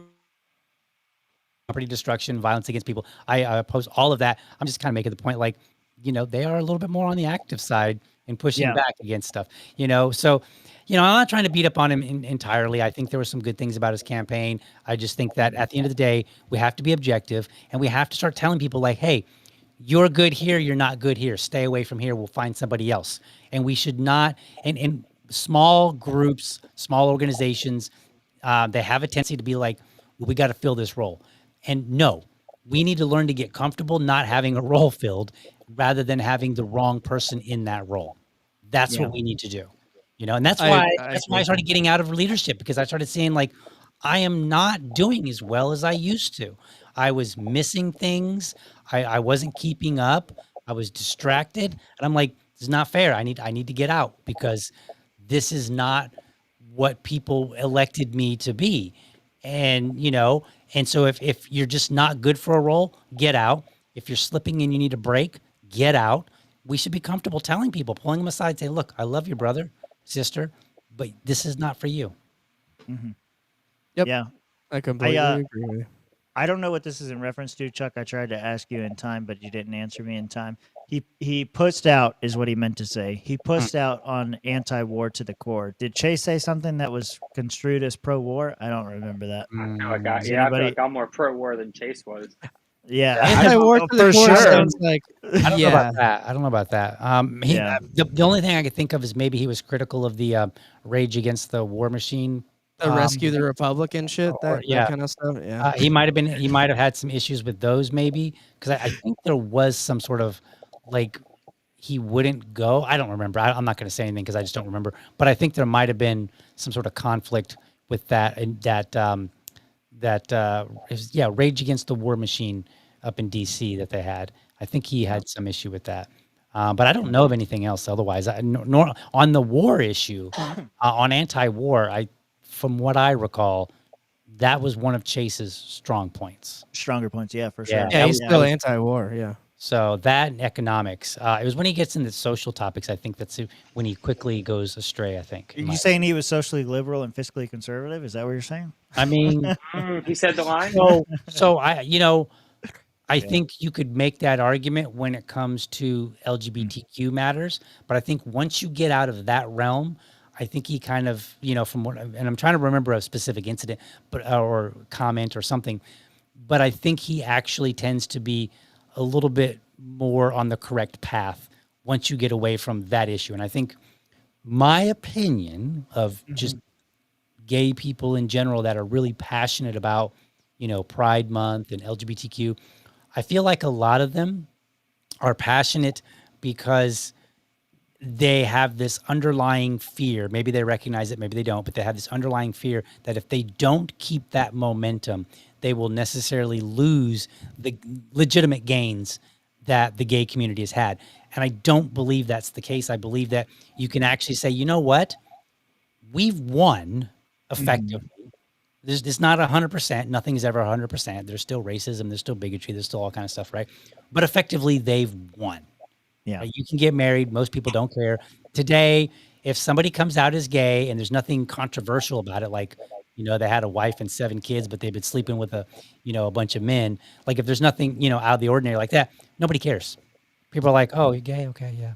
Okay. That's awesome. Yeah. There's a $5, what's the, I had the word. Oh, and I lost Super it. chat. That was- Super chat. No, it's not super chat. It's like he added to his statement to clarify. A $5 clarification. That's what I was looking for. There it goes. Too many Yeah. drinks. Okay. Yeah, I can't compare him to Stein because I didn't pay attention to her at all. Nobody did. No. I don't. Maybe she And he was more still vocal. lost. I don't know. Yeah. She might have been more vocal. I can't speak to that. Yeah. So, but I do think that we have to learn to have tough conversations with people, and we have to learn to be able to hear it. You have to be able to tell people no. You Say know, no, don't do that. Bad idea. Don't do that. I'll give you a good one that libertarian candidates usually hate me for. Sometimes you got to tell them it's time for a suit, son. It's time for a tie. Hi, Joe Hanoush. Where are you? Right? And they get mad, and I'm just like, and they'll say like, well, it shouldn't matter what I look like, and I'm like, you're right, it shouldn't, but it does. Yeah. Like Now- if you're trying to get votes, it does. Yeah. Joe trying to get votes. Joe, And Joe, No. I'm not picking on you. I promise. No, I No. am picking on you. I've Fuck seen you, that Joe. from others. I promise you. I have seen it from others, and it's been the Yeah. same criticism. In fact, I would give Tub a hard time sometimes because I'm like, dude, you can at least tuck your shirt in. yeah. No. Right. No. So like I am an equal opportunity offender. That's why I have almost no friends in the party. I keep losing them Nah, because I criticize their opponents. But then when that's done, I criticize them, and they're like, whoa, whoa, whoa. It's not what I signed up for. the good thing about swamp creatures is we're cold-blooded and thick-skinned, so we'll be all right. All I'm gonna say is that probably the two best dressed people in the OPF this election cycle as candidates were me and Fina Benoan. I knew you were And I going to don't- say you. And I don't find it any kind of coincidence that me and her got the most votes in the state overall. I'm just saying. Right. I'm not trying to say anything. I'm just saying. So let me tell you from a non-libertarian perspective here. So my wife is not a libertarian, okay, and she doesn't even care about politics. She hates it. That's Fina, by the way. There you go. That's Fina. Yep. Yeah, that's Fina right there, riding the alligator. So she says. And so several years ago, probably like 4 or 5 or maybe even longer, I don't know, we had a mutual friend, and she was like, hey, looks like they're going to be running for office. She goes, have you seen their Facebook page? And I was like, no. She goes, you could tell they're because we had heard they were going to be running for office. And she was like, yeah, she goes, their Facebook page has changed. I was like, what do you mean? She said, there's more pictures of them being more nicely dressed. There's more pictures of their family, right? And there's Optics matter. right? They were getting into the optics. My wife, who hates politics, noticed. Yep. What does that tell you, libertarians? People notice, right? Now, you might run into people and they might say, I don't really care. That's cool. What? But the reality is the majority of people do care. First impressions matter. No, I don't care what you say. DL, no way. I remember a very piss and vinegar Michael Heist telling me when I left the MC that optics don't matter, and I'm a fucking retard for thinking that. Well, Am I a wasn't there for retard that, so thinking I'm going to optics go on don't your matter? word. Is that actually what he said? We have to. Heist, get on the show. Stop Man, pussying around. Mike, Get over here. Mike, go raise your fucking kid and go be with your wife. Don't get involved with this shit. so You if- learned your lesson. Get the fuck out and stay out, bud. So I can't speak to what he told you, but I can tell you this, that I remember when he started wearing a suit and I talked to him and he was like, yeah, I'm getting more comfortable wearing a suit because I need to start doing this. So at least at one point in time, he understood the idea of optics, because I remember having a conversation about it and I told him that the suit looked good on him. I'm not a really good, Was it I don't the have a good leprechaun eye outfit? for where I can't like critique and say, oh, you should do this or that. Like if it's too big, I can tell you about that, but beyond that, I can't really say much. I'm not like that Derek dude all over Twitter who's like criticizing how everybody's dressed. Yeah. You ever seen that dude? I think I have. Yeah. Yeah, he's an interesting guy. He's just like, but apparently he's all about men's apparel and he's very good at it. I think that's what he does for a living. And so he'll just be like, here's a picture of Barack Obama. Here's why this outfit doesn't work for him. And he's like laying it all out. And I'm like, well, I can see it now that you mentioned it, but I would have never guessed any of that. Yeah. Just be like, cool, dude. Nice suit. So, Like, all right. yeah. So I'm more simple. I'm like, is it too big? Okay, that's bad. Is it too small? That's bad. That's as far as I can go. Well, I've been running a poll in our chat. I can't pull it up on the screen for anybody, but I've been running a poll in our chat, and I asked them, "Are you considering joining the RLC?" After all of our conversation here, so results from the poll: 10% said yes, but still registered LP. So 10% of the people that voted said that they're with DL and they are going to consider joining the RLC, but stay with the LP. 20% said yes, full send all the way, GOP, RLC, whole deal with Josh. The other 70%. Let me sell you later.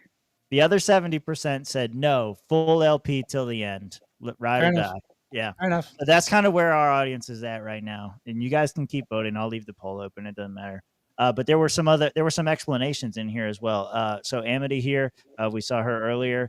She said for the poll, joined RLC and GOP, but still a lifetime member of the LP, but will only use that to vote for Grumpy for LNC chair. There we go. There you go, Grumpy. You got one. I'm in for Grumpy at this point. Yeah, all in. Yeah. There was some other stuff in here about that. There was somebody else that said something. I have to find it again. DL, are you in the two gender camp? Are there only two genders? I saw that one. I wanted to ask you about that. Yes. There's an interesting book. I don't have it. It's called The End of Gender by written by Deborah So. Very good book. I highly recommend it. But yes, I believe that there are two genders. Now, I do believe that as you get older after puberty and after you've kind of settled into the world a bit, that you might find that you are some variation. So you might find that you are more of a, you're a male, but you really are more into feminine stuff or whatever. And fine with that. I don't have an issue. But at the end of the day, I'm like, look, there's males and there's females, right? Yeah. And that's kind of where I land. There's two genders. Jokes. And if you want to entertain anything else, as long as it's in adulthood, fine. Don't ask me to, put too much effort into it, right? Yeah. Like if you're cool with me and you're respectful, like Sarah Higdon, I like her, and I'll refer to Sarah as a her and use her name. She was born biological male, and that's because she doesn't push it. She doesn't be like, she's not like demanding it. She's just chill. Right. So. Right. Yeah, there's that one. And then we all knew where this was going to go. Barfo said the LP lifer motherfuckers. Yeah, he's already at the end of his life, so we can't really expect anything different. Look, I'm just saying, I haven't even really gotten to explain myself. That might be a whole nother stream. That might be a members only show on Sunday. I'm just saying, y'all haven't even really let me sell the whole situation. I did ask you what your deal was. I was trying to be respectful to Mike's time, and DL has more time. So if he's willing to indulge it, let's go. I mean, I don't want to keep DL. Like, we're already pushing, we're at 2 hours and 45 minutes roughly from what I'm seeing on my live feed. So, I mean, I don't want to keep I don't want to keep the audience. I don't want to keep DL. This, like I said, this may be a whole nother conversation where, like, maybe we have another episode where you guys grill me soon. But, like, you kind of got a little bit of where I'm coming from during Mike's time on, like, hey, I want to kind of chime in on why I'm not for bringing everybody in and being all in, and why I've said this already. I'm going to be a scarecrow. Like, just the way Mitch wants Kanye to come into the LP and be a scarecrow for all the worst people. Yeah, because Mitch ain't here, so he can't defend himself. DL's never heard this before. Yeah. So, yeah, Mitch Connor wants Kanye to be a lifetime member in the LP NH and in the LP National so that he can be a scarecrow to push away all the worst people in the part that could potentially come into the party. Because anybody who's worried about Kanye being a member isn't somebody we want. And the same way Mitch wants Kanye to be a scarecrow, I intend to be a scarecrow for this RLC project Mike is working on. I want to make sure that all the losertarians, all the leftists, all the softcore communists, all the, socially unacceptable losertarians that should have no business being around politics to begin with, I don't want to see you here.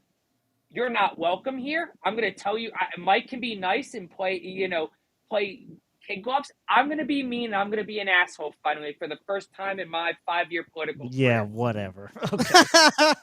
For the first time. Okay. I've been look. You haven't been nice. You have not been nice. I am not. You're very cut. You're cut. You are a political guy. What did I say? Very Cold cutthroat. swamp creatures are cold-blooded and thick-skinned. My problem is I have been very cordial and I have been professional because I have been a LP officer for the better part of the last 5 years. Mm-hmm. So as such, I understand optics like DL was talking about. I'm sorry, I have to figure out where you are on mirror camera. But like DL said, I understand optics. Maybe some other leaders in the LP don't, but I do. I've grown up and shit, my own professional company, one of our founding values is your brand is the most important thing that you own. It's our top founding value as a company. And that's something I've really learned, especially over the last 4 or 5 years, is my brand is important to me. Josh Halofka's brand is important to me. I'm trying to get closer to you. Okay, I was wondering what that was. I respect it. So I've tried to protect my brand in a certain extent. I've been cordial. I've been professional. Shit, Tim. Rob, what? Huh? You guys got to see it this weekend. We saw Karen Ann. I could have ripped her head off and said a whole bunch of rude. Everybody's so much nicer in person. It's crazy. It is. It's absolutely insane. I am absolutely willing to be cordial and professional if you are with me. Right. But for this project, I'm sorry, but I am going to be probably the most ruthless and cutthroat you've probably ever seen me in your life. For those of you who've worked with me in the past. I know you may not believe it. That's the punchline there. But I am going to do everything I can to gatekeep, scarecrow, and push away anybody interested who I don't deem valuable to this movement. If you are going to be a time waster, please don't contact us. If you are going to just shitpost and troll, please don't contact us. If you're going to do the same gay bureaucracy LP shit that you've been doing in the LP, please do not contact us. If you're not on board for the cause and you're going to half-ass this shit, please do not contact us. If you're just looking to grift, please do not contact us. I can go on with all the other reasons. If you receive mail from the U.S. Postal Office, do not contact us. I don't want to hear from you. And I will do everything and I will fight tooth and nail to keep every single losertarian, whether you claim to deem left or right on the spectrum, because you are on the spectrum. And that's half the reason I don't want you, because you can't understand social acceptability. And this is why you're in the LP. And that's where you should stay. And you should work on tending your own garden. And, some of us who are OG GOP members, we're going to go back to tending our garden and say la vie and God bless y'all. And I hope the best for you. And I mean that from the bottom of my heart. But your party is fucking disgusting right now. And you need to fix it. And until you do, I don't want to see you on my side of the fucking flower garden. If you come and stand on my fucking property, I'm going to tell you hippity hoppity, get off of it, or there's going to be problems. And I will make your problems my problems very quickly. I can be your best friend or your worst enemy in this fucking shit. Promise you. we're gonna keep fighting till the day we die because it's fun. Absolutely, And conflict makes us strong. and I enjoy it. Okay. I don't know how old DL is, so Barfo. We've been making fun of Barfo's age all night. How old are you, DL? Let's see what today's. You can say higher or lower. You don't have to say exact if you don't want to. Today is June 10th. On June 17th, I will be 47. Ah, you're still old, Barfo. You're the oldest man around. You're so old as fuck, Barfo. Fuck you. All right. Hey, I did have one more question that I wanted to ask you about this whole RLC thing, DL, because I noticed in our entire conversation, and I've been listening and I've been waiting, and somebody can go back and check the transcript later. You only said the word "yet" 2 times. Yet? The word "yet" 2 times. Oh, okay. It was, I haven't got 1 million subscribers yet. Yeah. Okay. I love the optimism. Okay. Good job. I remember that. I remember that. And the other time was when you said, I haven't left the LP yet. Oh, did I say that? Yes, you did. I took a note of it because I thought it was interesting. And I wanted to ask you along this question here. You joined the RLC now. You still believe that the Libertarian Party has an influence, has an impact, can have a future, and that's probably why you're sticking around, right or wrong? Yes? Yep, I agree. Yeah. Okay, so I think that's where you're coming from. It was interesting to me that you only said "yet" those 2 times, and so I'm wondering what change would you have to see with the RLC? What impact would they have to have post your involvement for you to make the full switch? Is there anything that they can do, or are you an LP live or die? So I don't want to say there's nothing that could ever happen, right? Right. Oh, sure. They could give you $1 million and you could change. Yep. But at the same time, I'm like, if you're asking me, if you're like, all right, what would it take? Yeah. I don't know. I have no idea because what is it? What is it? For me, I look at it and I say, I believe my home is the Libertarian Party at the end of the day. But at the end of the day, I'm also going to look and say, perhaps my work needs to be, the attention of my work needs to be diverted a little bit, in a way that I think complements me and my home, if you will. Yeah. So I wouldn't rule it out simply for the sake of never say never, but it's not an issue of I'm holding back and there's something that, if this just happens. I just don't think so. I just don't I don't foresee it. If you say like, hey, like if tomorrow I wake up and the RLC reaches out, which I don't think this is going to happen because I think it's totally legit. But if they were to reach out and say, hey, you cannot be a member if you're still in the Libertarian Party. You've got to, sorry, buddy, but we evaluated, we looked at our bylaws, and we've determined that you need to actually be a Republican, a registered Republican. Then I will say, well, it was nice, and maybe we can coalition later, but I'm not coming over to the Republican Party. Yeah, not at this particular time. When I'm 50, will I change? I don't know. I'm not 50. I have no idea. Let me ask you a different way. Here's another way to ask the same question. What is it? Because obviously you were offered this, right? They said to you, come join the RLC, come join the GLP. You'll have a better vote. You'll have a better chance of making change. What was it about the GOP or the RLC that made you say, no, I'm not going full send. I'm going to keep my Libertarian membership? That I can answer very easily. The larger portion of the GOP carries a lot of values that I don't actually agree with.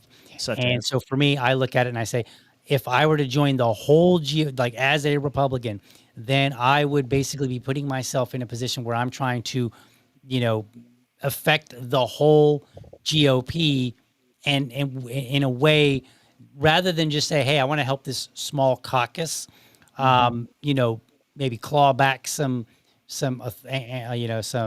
tyranny or whatever, right? Some bad ideas, just help them claw back a little bit to make things maybe a little bit better. I think if I actually joined the GOP, then my mission would need to be different. I would need to say, okay, well, I either need to adapt, which would be the more reasonable position for me, or I need to try to basically influence the whole party, right, to be what I want it to be. That's going to be. So for me, I'm like, I'm not trying to influence the whole party. I'm under no illusion that, by joining the RLC, by 2026 or 2028, all of a sudden we're going to have this really great Liberty Republican Party. I don't believe that. But I do believe that there is a possibility that with enough numbers, we could influence and maybe get a second Thomas Massey, maybe prevent him from being primaried, which probably is not that hard, but, keep a little bit of Liberty Republican going such that there is at least a fighting chance for the Libertarian Party to do their thing, So, because I think there will always be a Republican Party. And I think in the most likely case is that they will support things that I will not support, right? Period. And I think that's going to be largely the case for most of them. It depends on what it is. Isn't the same true of the Libertarian Party, the candidate or whoever represents? To a lesser degree. So my bigger beef with the Libertarian Party is like, hey, can you please grow up and be professional, right? But that's, to me, that's a little more tolerable than saying I'm going to be a part of this group that has a bunch of ideas about how the world should operate that I don't necessarily agree with. Well, I agree with the ideas about the world that the Libertarian Party stands for. I also am in agreement with a lot of the things that I see from the RLC about how the world should stand. But I do believe that because you're talking about the difference between a caucus within a party versus an entire party. See the difference there? Yeah. So for me, that's the reason that I look at it like this, and I'm just like, look, I'm coalitioning. I'm coming here to help you out in your mission, which is something that lines up with what I would like to see, which is more liberty. Yeah. I'd have to see a lot more from them for sure. I don't know that there's anything they could do to get me to be like, worship the cross or whatever at the GOP. The Libertarians don't even do that. I think many of us are principle over party. Doesn't matter which party's candidate is saying it, that the label doesn't matter. It's the candidate and what they stand for. Like that's more important than the label. I think we're all kind of on the same page in that. Pretty much. I mean, I do think that if you are, like I said before, and I keep saying this, if you are an officer, if you have any leadership, then you have a responsibility. You do need to be dedicated to the party. All right. You need to be a ride or die at that point, because that's what people have voted you in to be. Right. Nobody. So nobody's like, hey, I voted DL to be chair of Duval, so he can go and pretend to be a Republican. So am I understanding you correctly that DL will not endorse Angela for chair when she wants to run a candidate solely for the purpose of selling out to the GOP? So a more basic reason than that. I don't think that she delivered.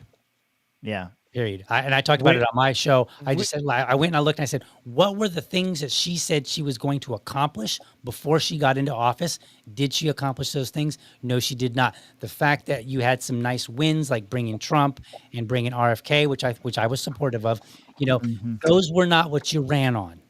Yeah. And I do not believe that it's acceptable to say, well, you ran on these things, you didn't accomplish them, but you did accomplish these other things. Imagine if you go to work and you did that. What I hope to accomplish as chair. Improve. Who's that? Oh, Jesus. Hey. Right. Damn. Let's go back in time real quick. I got the evidence. I got the documents right here. Right. And those are improved messages, a little bit harder to quantify, but the other two are not. But the other two, 2 Right. out of 3 ain't bad. Right. And so I look at it and I say, and I said it right on my show, and I will hold to it. She failed. Yeah. In doing what she said she was going to do when she ran. Right. Mm-hmm. Now, this is not a personal thing. I'm not like beating her up and like, oh, she's terrible. She's none of that nonsense. I'm just like, look, just a strict evaluation. Did you accomplish it? And I was tough on Steven too because like that first email that came out and he was like, here's what the chair is going to do or whatever. And I was like, these are not quantifiable. These are not good metrics. These are not good goals. Yep. So, she got equipped. Liberty Lady got equipped, and some quack remembers it. All the women. They remember. For me, I just look at it, I'm like, no, I wouldn't support you because you didn't accomplish your prior goal. And then on top of that, there are the other things that I have issues with. I don't want to dive into a beat up on Angela, beat up on Chase. I'm not trying to beat up on everybody, but they were notable people, so there is criticism. Sure, they asked for it. Part of what she said she was going to do on my show back in 2021 on my show when I didn't even have cool equipment. Like I had like really crappy equipment. And I was like, I was there. I had a weird setup in Florida, or not in Florida, but I mean at the convention. And she said that one of the things that needed to happen was change the culture of the party so that it was more productive, stop the infighting. That she specifically said that. Yeah. During her time as chair, I saw way too many instances on social media of GFY, go fuck yourself, from her. And I was like, no, that's not acceptable. Like, I get it. People are being rude to you. That's that's the name of the game. People are going. If I ran in one LNC chair, there would be a lot of nastiness. So again, we're back to you knew what you were walking into, and so I do not accept, whenever I was chair, I never talked to anybody like that, as chair, like go fuck yourself and all this other stuff, especially if somebody criticized me for the work that I was doing. Right. Yeah. So for me, I wouldn't. Let me ask you this. Where's your position on Steven right now, Florida bias aside? Because I think he's done a pretty good job about that. There's people from both sides attacking him. You're a Mises guy, you're an anti-Mises guy, whatever, either side. Yeah. All their arguments are pretty weak. I think Steven's been done pretty decent. I like a lot of the messaging that I've seen. I think I've seen some change in messaging where it's been very libertarian, very clear, and it doesn't feel to me like it's necessarily this faction or that faction. So I think he's responsible for some of that. I've seen some of the messages that he has personally put out. I can appreciate those where he's, like the LP account will say, here's a long message and this is from Steven directly, right? It's not just a post. Right. There have been some questionable moves. So I don't know too much about him, but there was that one fellow, and I don't remember his name. He was running the social media, and I guess it came out that he had some like Bryce Lisbon or something like that. Yeah, Bryce. Yeah, Lipscomb, or I'm not sure how you say his name. But supposedly that was a Steven appointment. And I don't have any beef with Bryce, but when I saw some of the tweets, I was like, maybe that's number one. I don't really care what people tweet on their own, but given our history in the party, perhaps that's not the person that you would choose. You would choose somebody that's a good whippersnapper, but also doesn't have a lot of baggage that we're all going to fight over. Right. So I feel like there's some decision making that maybe could be a little bit better, but otherwise, the things that I'm seeing, I'm okay with. I saw that he voted yes. What was it? He voted recently on I think it was on the Angela thing. Yeah, no, he typically abstain. Well, he actually voted, I think. Or he did vote on one thing, and it was a procedural motion to allow a vote, basically. Oh, okay, gotcha. Yeah, and so I understand that chairs tend to not vote unless they're that's his philosophy. Yeah. I think there are times where, if it's something very serious, then perhaps you put your vote on record so that people can see it. So I thought he had voted something. I thought I'd read it on that independent report or whatever. If it was yesterday, then it was. And this is public, so I'm not divulging anything that was in the executive session.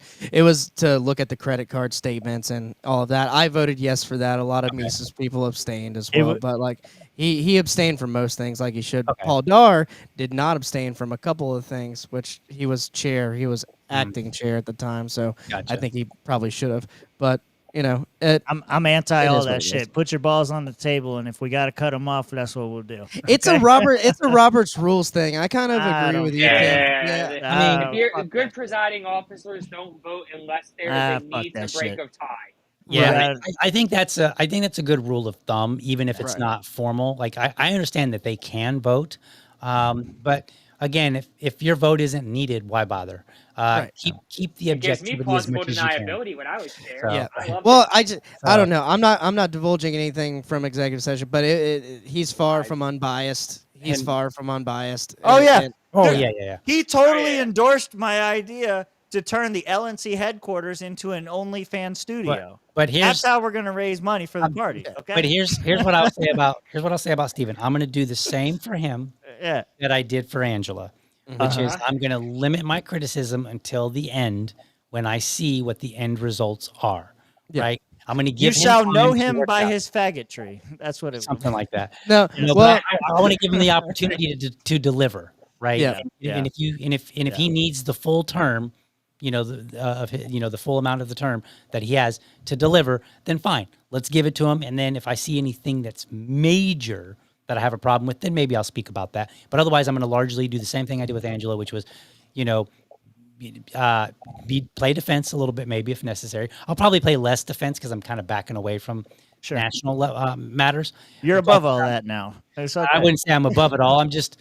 Well, you're a short guy, but you're still above it. It's fine. I don't know that it's productive, and I want to try to maintain my productivity.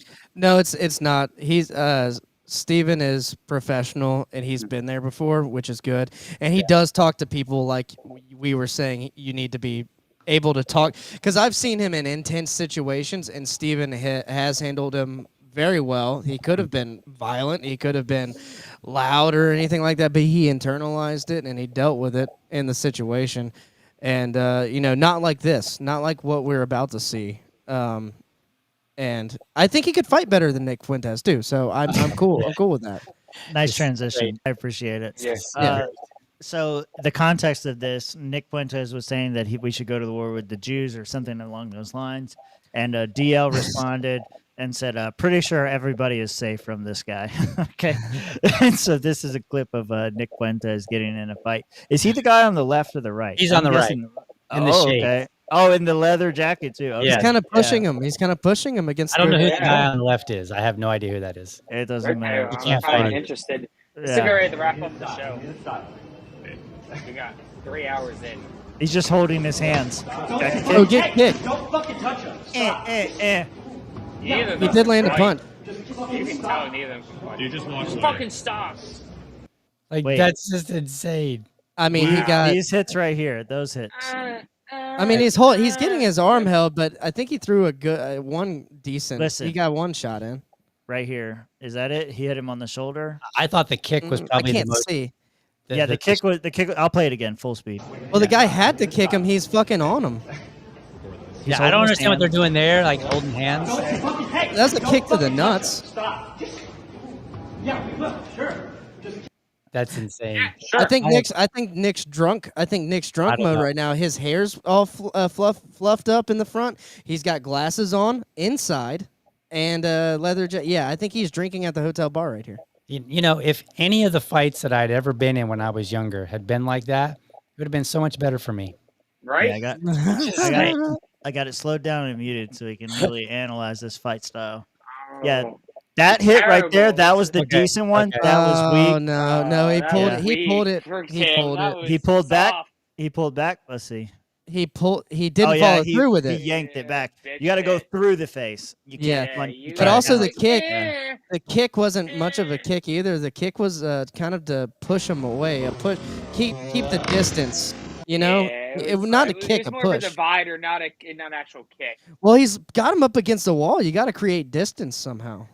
Yeah. I mean, I get you, but that was terrible. If you're gonna create Yeah. distance, Yeah, just it's bring them bad in on and both just, sides. beat the shit out of them. That's another option too. If you're not a pussy. It's bad You know on what? both sides. You know what I think? I think he punches like a virgin. I think that's what it comes down Yeah.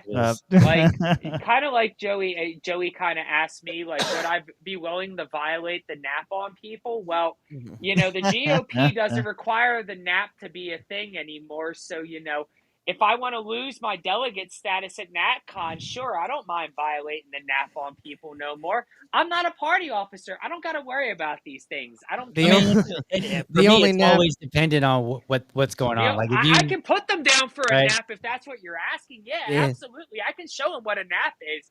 That's the only one they believe in. Is the terrorizers taking a dirt nap? Right. They want to take a nap. I can show them a nap. Night, motherfucker. That was intense. I could continue this conversation all night long because I love talking to you. But we're at 3 hours and 10 minutes. So Plug Yeah, your all shit. right. I hear you have to wake up early. I hear you have Yeah. to wake up Yeah. early. Yeah, go I ahead. do. So I have to get up. I told my wife, I was like, I'm not getting up early. She's like, you're not podcasting? I was like, no, I got a podcast. But I'm not getting up early. So I'm going to get up at like 6 instead of 5. You'll be late, All swamp right. style. Jeez. Well, where can people find you, DL? What do you got going on? What's coming yeah, up talk to next? us. So I'll basically be going through my spiel on me joining tomorrow morning at my podcast. You can find me. You just look up Liberty Dad, all one word. You can find me on Rumble. You can find me on YouTube. You can find me on Facebook. You can find me on it's Liberty Dad Pod on Twitter. Elon did not come through. SOB. He said a long time ago he was going to clean up a whole bunch of accounts that were just sitting there doing nothing. And I've been waiting for Liberty Dad. There's a guy that's hasn't used his account in like 10 years. And I've been waiting for that one to come up. And so I have Liberty Dad Pod, technically. Because I can't have Liberty Dad. So that's where I am. 7:30 a.m. for anybody that actually wants to get up that crazy early and listen to me ramble. Not at my 7:30 time. in the That's morning. 4:30 in the morning. I know, right?